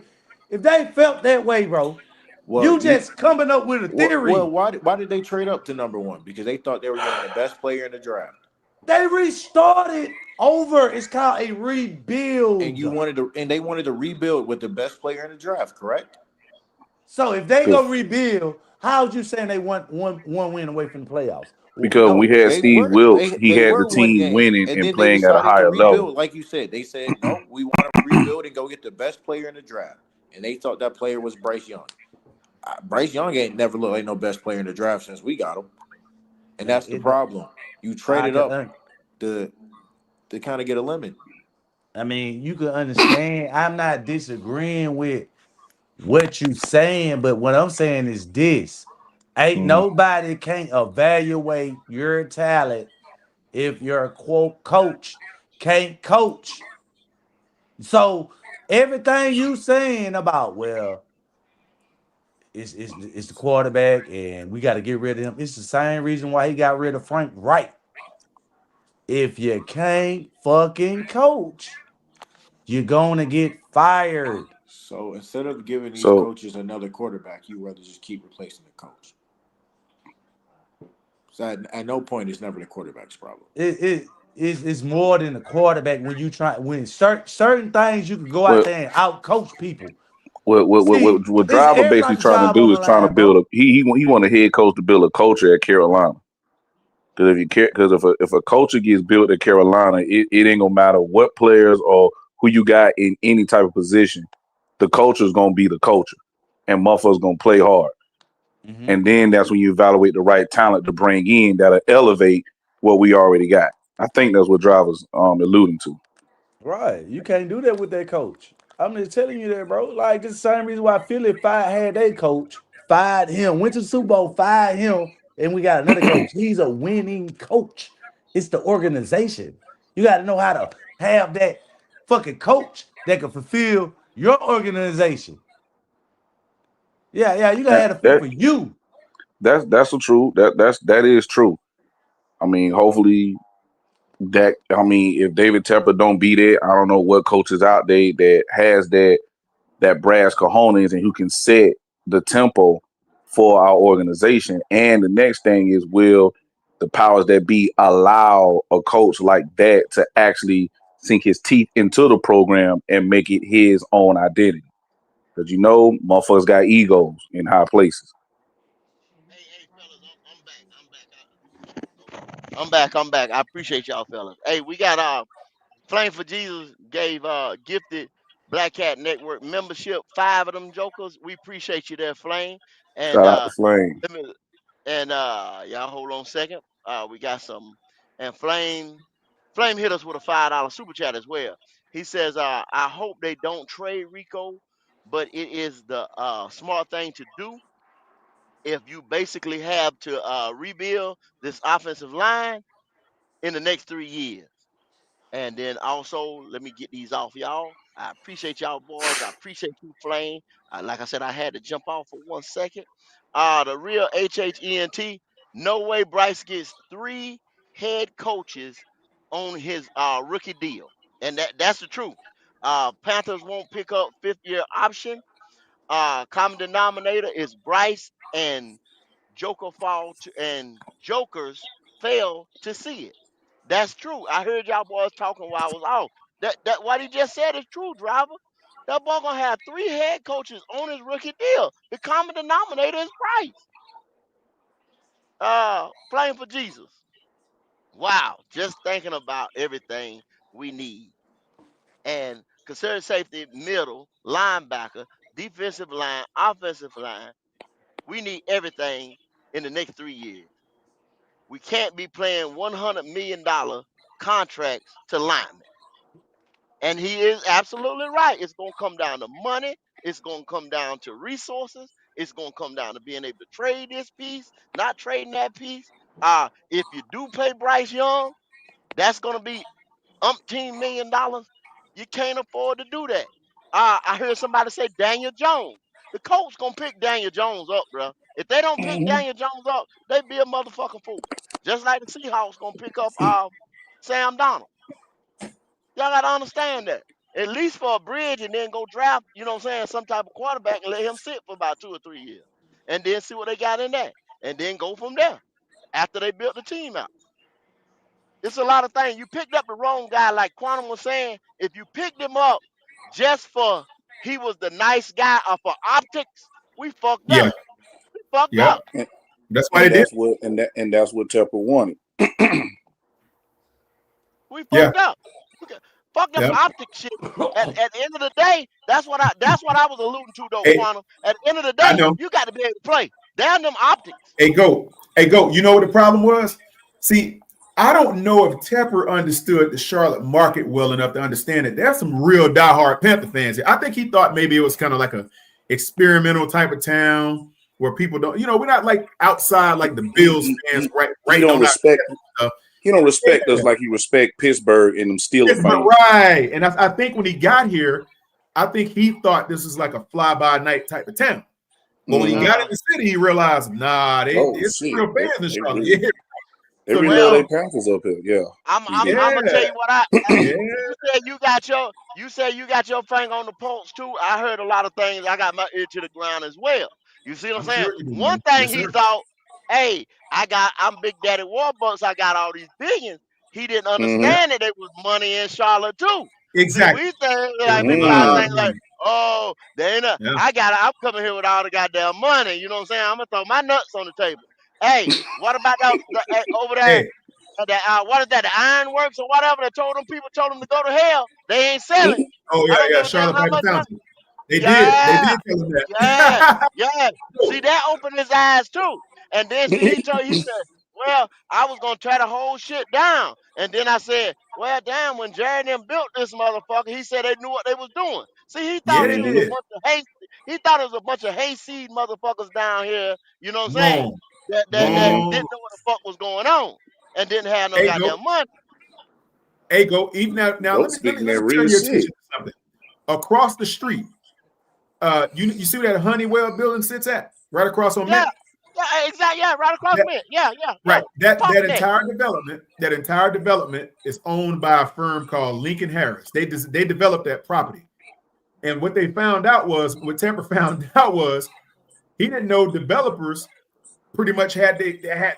I mean, Goldman Sachs funded that entire development. Y'all remember when they built it from nothing? It's the city. It's basically the quiet city of banking, bro. He didn't know where the fuck he was coming. Second in the country in banking. He didn't know. He didn't know he was coming to money. He didn't know. He didn't know. He didn't realize how powerful it was here. I mean, see, that's what I'm thinking, right? What y'all saying? Money right all in there. Yeah. Hey, Lincoln Harris. They put a brand new Bank of America headquarters right across the street. Yeah, it's and I know because I'm always in that building. So right in that building, Merrill Lynch and Bank of America, they pretty much do most of the international trade right there on the 42nd floor of that building every single day. That entire you got Deloitte. Exactly. Deloitte is right. Deloitte is that lean-to building right across from that one. They put the new Robinson Bradshaw attorney firm is in that brand new building right by the new lot they clearing for the new condo tower. What they it's going to be like a mixed-use tower. He didn't realize that kind of money was right there. Then Honeywell was like, you know what? We want to get on the naming rights because we want our logo to be displayed on Monday Night Football, which is why they put that big Honeywell sign right behind the scoreboard. Right behind the scoreboard. Exactly. Honeywell got banking and got a little bit of my money on in there too. Because they got some investment in banking in there too. Honeywell is a Fortune 500. It's one of the largest companies in the United States. They produce defense projects. They do a lot of weapons for the military. So, people don't know that. So, Quan, question. Yes, sir. Question. So BOA, they really don't own the stadium? No, BOA has a naming rights deal. They got a 20-year naming rights. Yeah, that's all. Because I always want to know how that works. Well, naming rights. See, here's what the Bank of America did. Smart. So what they did was they ran out of the naming rights deal about a year or two ago. And Tepper re-signed them to another contract to have the naming rights on the building. But see, Bank of America is smart because they moved their tower right across the street behind the Honeywell building, or right beside the Honeywell building. Okay. So now that's right across the street from the damn stadium. Mm-hmm. That's correct. Yeah. So they get all of the naming rights, Bank of America. But guess what? Right across the street on the other side of Stonewall, or now Brooklyn Village, Wells Fargo decides, you know what, we're gonna put our logo up here too. So now they got their logo sitting up there. So now it's a banking wall, like right there on those two blocks. Yes, right there. Down there, right behind that. What is that? The east side? Is that the east side? Quantum? Is that it? East side? What's that? Is that east side? Because it's not the main scoreboard. Because the main scoreboard is behind 77. You see 77. That's not. Oh, you talking about the Mint Street? Oh, you talking about the let me see. Yeah, that's the East Gate. The East Gate. East Gate. East side. East Gate. So if you look, Monday Night Football and see, once we start getting good and getting Monday Night Football Sunday night, you know what I'm saying? Them what you call it, games. You see what I'm saying? Yes. That's what they want you to see when they start panning the belt. That's what they want you to see. That's what they want you to see. Hey. Now, here's something funny for y'all to realize. What a Wells Fargo building is, that used to be Duke Energy's headquarters. Duke Energy owned that building. They moved out and sold it to Wells Fargo. Wells Fargo picked it up, and Duke Energy built a new tower across the street, which opened, about 2 years ago, 2.5 or 3 years ago, brand new. Now, their tower is going to be displayed on Monday Night Football, which is behind the Harvey Gantt Museum, right on the corner of Brooklyn Village and Tryon Street. So it's... That doesn't make any sense. If it was already going to be displayed, why would they sit there and sell it to somebody else so they can get another tower? Because it costs money to maintain that building. And so they realized, you know what? It's more advantageous to let Wells Fargo have that building because they were already leasing up the top 8 floors of the building anyway. So they said, we'll just sell it to you. And think about this, Bloody. Go ahead and build now before the price go up. Before the price go up. And then in the next 20 years, they selling the goddamn building again. That's correct. Oh, so they just monopoly, just keep flipping it, flipping and flipping. Exactly. It's real estate. It's uptown real. That's the new uptown right there. Yeah, that's those 3 blocks right there. Now, if you know, right there on Mint Street and what's that? Mint and Graham was the old Duke Energy headquarters for years and years and years. Right there, it still sits there. But what happened was, this Chinese developer came in and bought that old building. Now they're converting it to condos right now. You can see this. You can see the crane over it right now. They're building it right now. So they're converting the Duke Energy building into condos. So Tepper was like, "Oh shoot, That's some money in Charlotte. Yeah. See, look at him. He done made $3 billion. He done made $3 billion since he been here. A whole lot. $3 billion. The team is doubled in value since he bought it. Damn. And we've been losing like shit. That's what I'm trying to tell you. It's the city money, man. It's look, man, the corporate sponsorships in Charlotte is off the chain. It's a lot. You need to teach a class on this shit, man, because I'm learning, but it still feel like I'm slow as fuck right now. Well, it's because you weren't exposed to it. You haven't studied it. That's all it is. Because I don't understand that collar language and shit. I just see these snob motherfuckers. I'm just like, well, really bloody. All you gotta do is follow the money. Follow the money. Thank you, Go. Yeah, follow the money. That's it. That's follow all the it money. takes. Follow the money. You're gonna learn everything you need to know. All you got, you can Google them and see the moves they making and be like, yo, you know what I'm saying? You making them at a lower, you know what I'm saying? Lower. Hear the bad part about it. But, you know, the bad part about that shit, man. With this job I got, I ain't got time to do shit except to shut my eyes and go back to that damn building. Sad to say. Mm-hmm. Which one? You said go back to the building? What building? Nah, the building, the warehouse that I go to drive these trucks and be delivering damn pods and shit all over the mittens. It's all good. Hey man, you get in where you fit in, brother. Hey, as long as your attitude is where it needs to be, you stay grounded and you stay focused, you can get out of there easy. You just gotta have some exposure and a plan. That's all. That's just know the right people. That's the thing I'm trying to figure out, like what else I can get into. Man, get into a lot of stuff, buddy. You're a smart dude. I'm maybe a smart dude, but I'm not a people person like Quantum. Like I doubt that. I contest that. I contest that notion, brother. I don't listen. I rocks with y'all because you know what I'm saying. Y'all educate me. Y'all, you know what I'm saying. Y'all take a lot of stress up off me, and I love to do this shit. But naturally in IRL, I fucking hate people. Hey, look at Go. Hey, Go understands logistics very well. That's what he does. Goat's a logistics master. I've never been exposed to logistics. He's doing it now. He's probably in his truck right now. Oh yeah, I'm the line Go. Right now.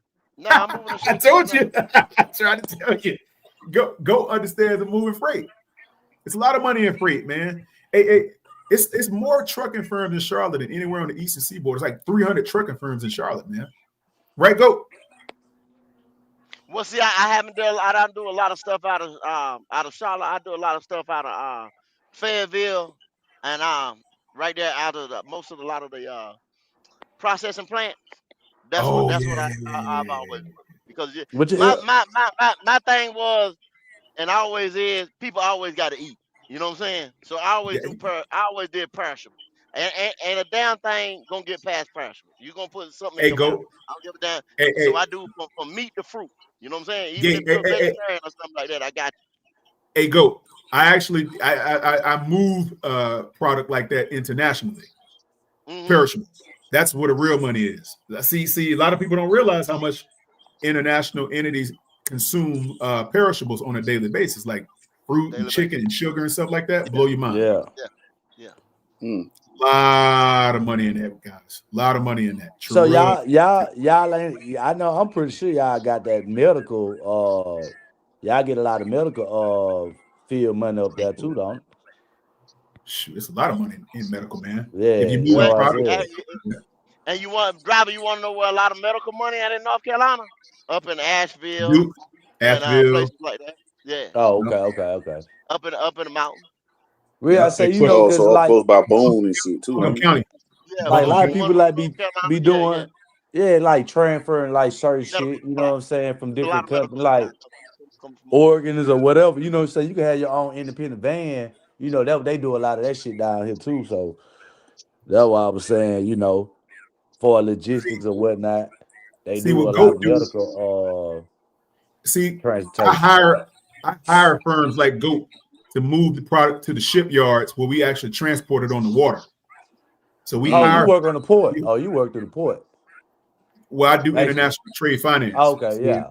What we do is we move products from, like, let's say for instance, we might have a 5,000 metric ton sugar offer going to Nigeria, and I'm not going to drive it to the port, so I got to hire a freight liner like Goat to move it there for me to load onto the vessel so they can actually put it on the water and move it out. Right. To designated location. So we hire firms like Goats to move the product for us, you know, on the in freight. Okay. That's It's what I almost do. like And it's that's all. almost And like that's all Carnival is driving almost too, like ain't it? Goat.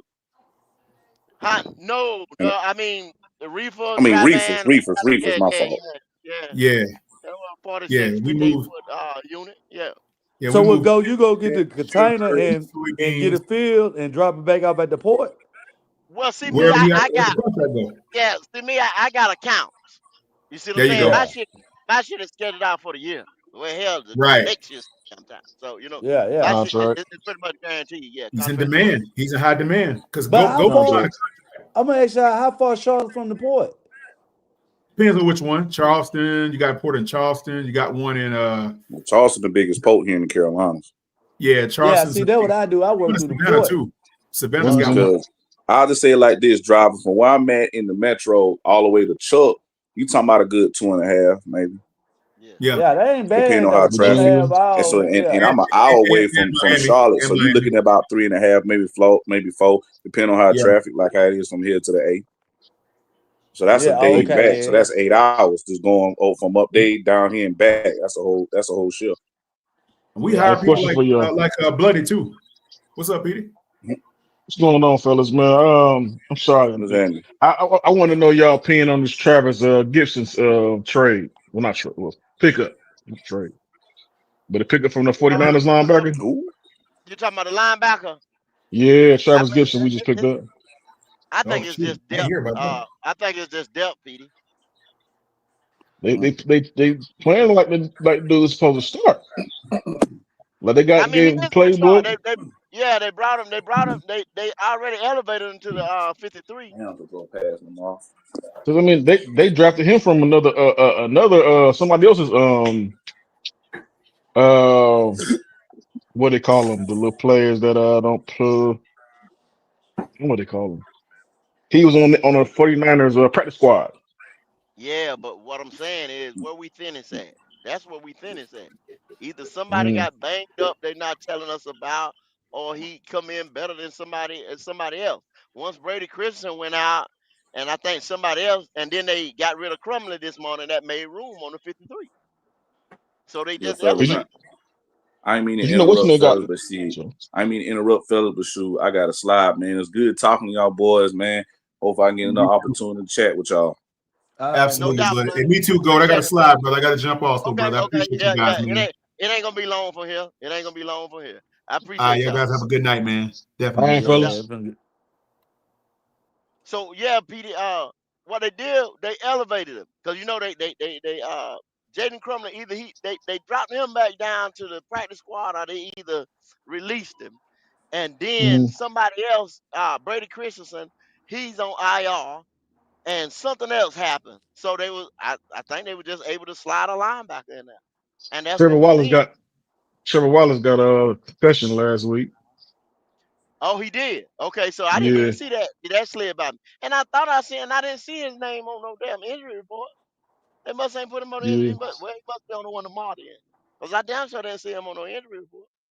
And then I just don't know if it was because of what's the name bad playing as well too. Rosemoon, because he consecutive games, like some that games he played well, and some games he played shitty. Well, I mean, we already knew he was the weak link. That's why they took the green dot from him. Think about it. Mm-hmm. You know what I'm saying? But Yeah, he it makes do sense. got like he's in there. He got 60 some odd tackles, man, already. So Mm. I mean, it ain't like he playing shitty. You know what I'm Yeah, saying? But he probably ain't playing, and he ain't fast. So he he can't might not cover. play the style of ever roll. Yeah, he can't cover. Eh, Neither one of them have great cover skills.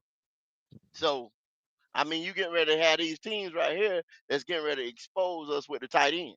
Green Bay gonna expose Mm-hmm. us with the tight end a For hell sure, of a sir. lot. So they might have just brought somebody in with better cover skills. You got to look at it I like that. need to look at his film to see kind of like they get what's play style. You know what I'm saying? Kind of get an idea of Yeah, what his but you don't play have a style lot of is. you ain't got a whole lot of tape on him. He ain't had a whole lot of snaps. You know what I'm saying? What he started like Mm-hmm. 4 games or something over there, some shit, and they been hurt. Mm-hmm. So Yeah, that's it true. ain't like he ain't no world beater needle mover. You know what I'm saying? He just may have Mm-hmm. better couple skills than what we got. You know what I mean? And we thin right there. So it ain't like it's a whole line of motherfuckers You know, oh, we can play sunset. We can play sunset. No, we thin there, inside and outside line. So if Trevin got a goddamn what you call it and shit, Rosenboom cover skills and stuff. What's that boy over there? The tight end for Green Bay, and Jordan Love like to Yeah, go to him. Yeah, yeah. yeah, buddy. You feel me? They'll So do you that. think Just we? bring somebody in for one game just to try to hang with this motherfucker. You know what I'm saying? He probably gonna No, get we. beat like a drum, but still, they I mean, already realize. only way they're gonna be. Matter of fact, only way they're gonna be able to contain if they be able to contain Dobbs and the other three wide receivers. That slot receiver, the two wide outs, and that running. Oh my gosh, and the running back. And you got a tight end too. That's crazy, man. Yeah, They got a lot of work on. yeah. It's man. The matchup with Green Bay, man, and see a lot of people saying earlier, oh, that's defense. This defense. Driver said it too. This defense. This defense. But the defense was built to stop the run, and they did that. They put a lot of beef up front and stop the run. Stop the bleeding with the run. That's one damn thing. Like historical run numbers was put up on us last year. No Derek Brown. And they did that, Mhm. y'all. They stopped the run. But we got a lot, even our corners and safeties, they good against the run. But these motherfuckers, I ain't said they can't cover, but if this is a weakness, that's the weakness. The cover. Yeah. Hey, Covers, love it yeah. and like it. Hey, we sat up there. We were like number 11 or 12 or something for a little while. Shit, I mean, and we had a good run and we were winning and we won 3 in a row. Hey, man, we had a good time. We had a good time. You know what I'm saying? We had fun. It's back to But reality, Absolutely. man. Grab the bill, grab yeah, your swisher, get ready. yeah, Cause this yeah, weekend, boy, gonna be a yeah, motherfucker a yeah. long day. And then see, hey driver, they say, why y'all coming up there with all this dark shit and dark side? You know what I'm saying? That's why. That's it's getting ready to go there, homie. Hey, Back you to had a good reality. run. Fuck. Back to reality, baby. Back to These reality, baby. motherfuckers, man, I'm gonna choke the shit out of Canada's ass, though. I tell you that. That motherfucker coach talking about another motherfucker hurt. And he played our motherfucking game. That I tell you what. Hey, Yeah, I yeah. I'm gonna think, choke his hey, I ass. think a lot of motherfuckers are, oh damn, Ashawn Robinson up there trying to fight at the end of the game and shit like that. I didn't see nobody getting hurt like that, and walking and limping out and getting carried out by a stretcher that game. Then the next thing is a lot of motherfuckers talking about, you know what I'm saying, didn't practice and full participant and all that shit, ankles and knees and elbows and shoulders. Hey, y'all motherfuckers just don't want to go to Green Bay. Yeah, That's they how don't the want to fuck go that to is. Green. They don't want to go. The That's motherfucker how the don't fuck want to that is. go. They don't Yeah. want to go to Green Bay. Yeah. See, they got Somebody home. else. They got that free check last week. That shit felt Yeah. good. They're like, shit. We got free one shit. We might get another free one too, goddamn shit, man. This guy goddamn that guy out there sit there with him out, man. Them niggas cry. Them niggas don't even want to get on the field. I tell you, Princeton, Yeah. boy, I ain't never seen it, bruh. Listen here. I've been watching football all year long heavy. I ain't never seen a nigga hit a nigga, go off the field, come back, hit a nigga again, go out. Man, what the fuck he smoke? What he drinking? Cause he ain't eating. Shit, that nigga light in the ass. Well, he gonna get it, man. It's gonna take about next year. You gonna see when you see that nigga. You look at him right now, driver, and then when you see his shoulders start to broaden out and shit, like same thing happened to Burn. Same thing happened to Burn. And I told him, I said, but look at that boy Ben. Look how fast that boy is. You know what I'm saying? And then I Yeah, he started got seeing, he. you know what I'm Yeah, saying? you I right. seen that nigga starting to broaden out and this and that. I tried to, he ain't this. He still like that. Okay. Now look at it. It's that he was getting it. Y'all seen the speed. Y'all seen the toolbox being developed and everything like that right before your eyes, but you didn't want to pay him the money. Now Right. Aiden Hutchinson making $180 million. I think it was 180. He one of the highest paid non-quarterbacks. Now he's reset the market for that position. You're gonna pay motherfucker for that edge rusher outside linebacker position. I'm sorry. I'm sorry. Especially them boys coming out that's able to do that deal. You're gonna pay. You're gonna pay. You're gonna pay. We're gonna have to pay Nick Scott.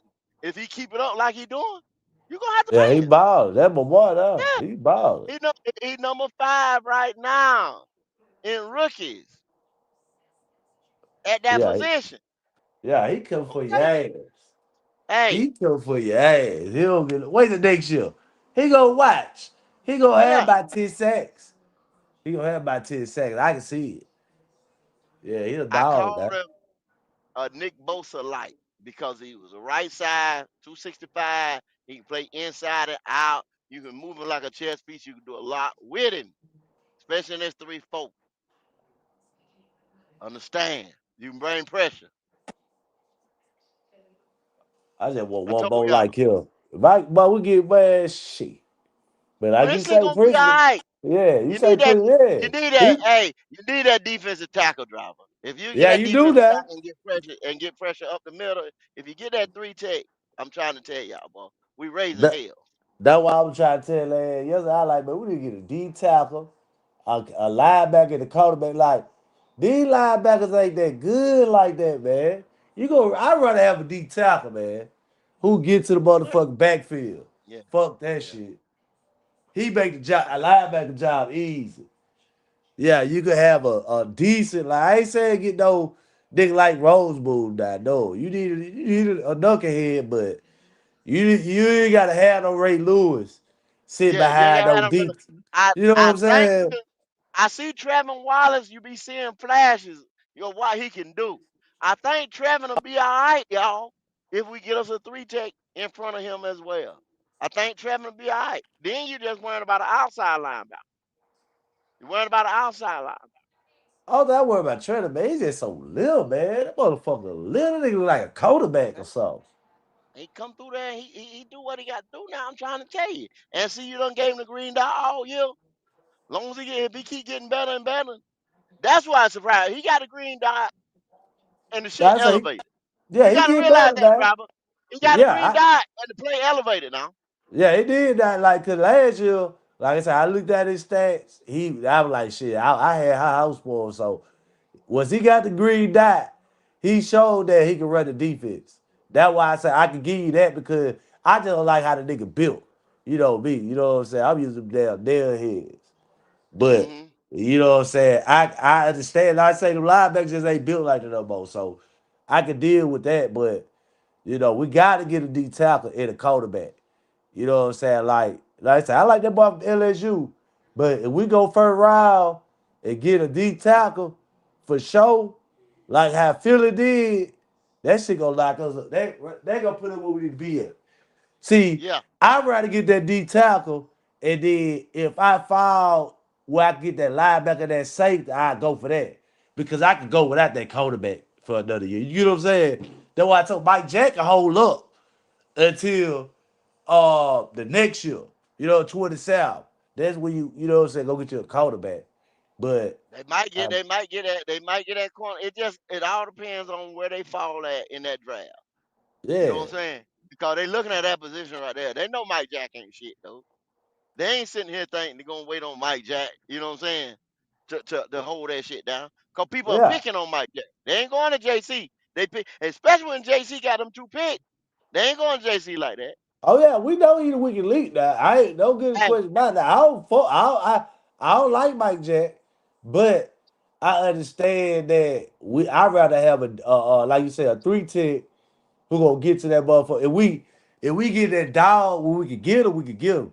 Now if we found that spot to get that motherfucker LSU the first round, that mm-hmm. quarterback, then I'm fine with that too. Now I'm fine with it, but I understand that we got Mike Jack for another year. And quarterbacks, they coming, but like I say, because LSU got a few of them too. That you could Yeah. go, they gonna go So back to back. And I yeah, you know, go you get know an what I'm elite one. saying? Yeah. You go get an So elite one, and then you yeah. rotate them 3 boys right there. Guess what? Before the end of the year, Mike Jack gonna be playing nickel corner or big nickel or some shit like that. Watch it. They're gonna take his snap from him. You feel what I'm saying? And Mm-hmm. then now you're gonna have a total defensive backfield. And then you'll come back along and then I think they're gonna try cornerback safety, shit like that. Because they're gonna look at saying, okay, we just throw beef at that front line with Derek Brown and we got by with it one year, they're gonna try it again. They got by with it 1 year. They're gonna try it again, especially if we end up and we probably y'all real talk gonna win 2 to 3 more games. 2 to 3 more games, and what that finish us 6 or 7, Yeah, and 17, that's going somewhere around yeah, there. Yeah, and yeah, that's gonna put you somewhere between 12 and 20, some shit like that. You know what I'm saying? I'm just using that as a big, wide, broad scope, but that's where you're gonna be at. Fuck it. You know what I'm saying? And so, not picking at the top 5, top 10. Don't look at them boys right, them other boys. You know what I'm saying? And it's gonna be a cornerback or safety or something like that. Hey, yeah. Flame for Jesus. Flame for Jesus with a $20 super chat. We appreciate you, Flame, so enough. Show enough. I respect everyone on the panel and in the chat. Everyone have a blessed weekend and a safe and be safe and take care. We have to pay the good young players. These older players and free agents can go after the draft, I hope. Hey, Flame, absolutely right. We appreciate it, Flame. That's what I just got through saying. Uh, I Yeah, don't play think we right go there. into free agency is heavy this year right here. I think they look at they pay more attention to the draft. Maybe a Quentin Williams or something like that we was talking about earlier. You get him before this trade deadline, or maybe a Kayvon Thibodeau or something like that. And then if you do that, you're looking at the draft and free agency a little bit differently come next year. And then maybe that money goes to Rico Dowdle. You know what I'm saying? I got faith in Brent Tillis to find that bread and distribute that bread. Like some people say, the um the cap don't exist. Some people say it's non-existent. So if Tillis know how to get past it, more power to him. Well, we ain't in the red. I love it. Uh, I'm gonna get last words, man. Wiley coming in the morning with Straight Talk with Wiley. Y'all know what time it is. 6 a.m. in the morning, Straight Talk with Wiley. We might do a Friday night show. You got to see how Uh oh. everybody line up. Uh oh. But y'all know we'll be around here. We'll be out here. Petey, quick, give me a last word there with your buddy Ro. Oh man, it's always a pleasure, man. Yeah, it's gonna be a long rest of the season. Get your popcorn ready and your disappointment. And don't get inspired like you. Oh shit, he is motherfucker. Hey, Hey man, you know me, man. talk to me, Hey, driver. we got a chance. I'm always gonna feel like that now. But it seems like it's getting cold. And when I started saying it's getting cold, it's shit for to hit the fan. So hey, don't be surprised, man. If things get so cold around this motherfucker, you'll see nothing. Yeah, yeah. Yeah, everything gotta go. New furniture. Yeah, new bedroom suit. Everything. So, but we got a week to go in, man, and look better than we did last year, man. So that's all I'm gonna say, man. I appreciate everybody on the panel. You know me. I'm gonna come in a little on the wild side. But we gotta keep it together though. We gotta keep it together. Real shit be talking on here though. So we gotta keep it together. I appreciate y'all, man. No doubt, no doubt. Hey, like I say, y'all. Yeah, I think you gone. But like I say, y'all, I appreciate everybody for tuning in. It's been Power Rankings, Go Talk. Another one in the books next week. We'll be talking about week 10. Um, we'll see where we at. Carolina Panthers was number 19 overall. I think what else we did? Showed Ted McMillan and Nick Scorton, the two rookies that was doing work. We told y'all where they was and where they ranked at. A lot of stuff was said tonight. A lot of stuff will be said in the morning. Black Cat Panther Podcast Networks, man. Like I said, man, hit that like button, man. Let's get these likes up. Appreciate y'all. Other than that, y'all know where we at. We out here. Appreciate it, Mr. Davis. What's up? This is Thomas Davis, man, and you are watching the Black Cat Panther Podcast. Make sure y'all tune in all season long.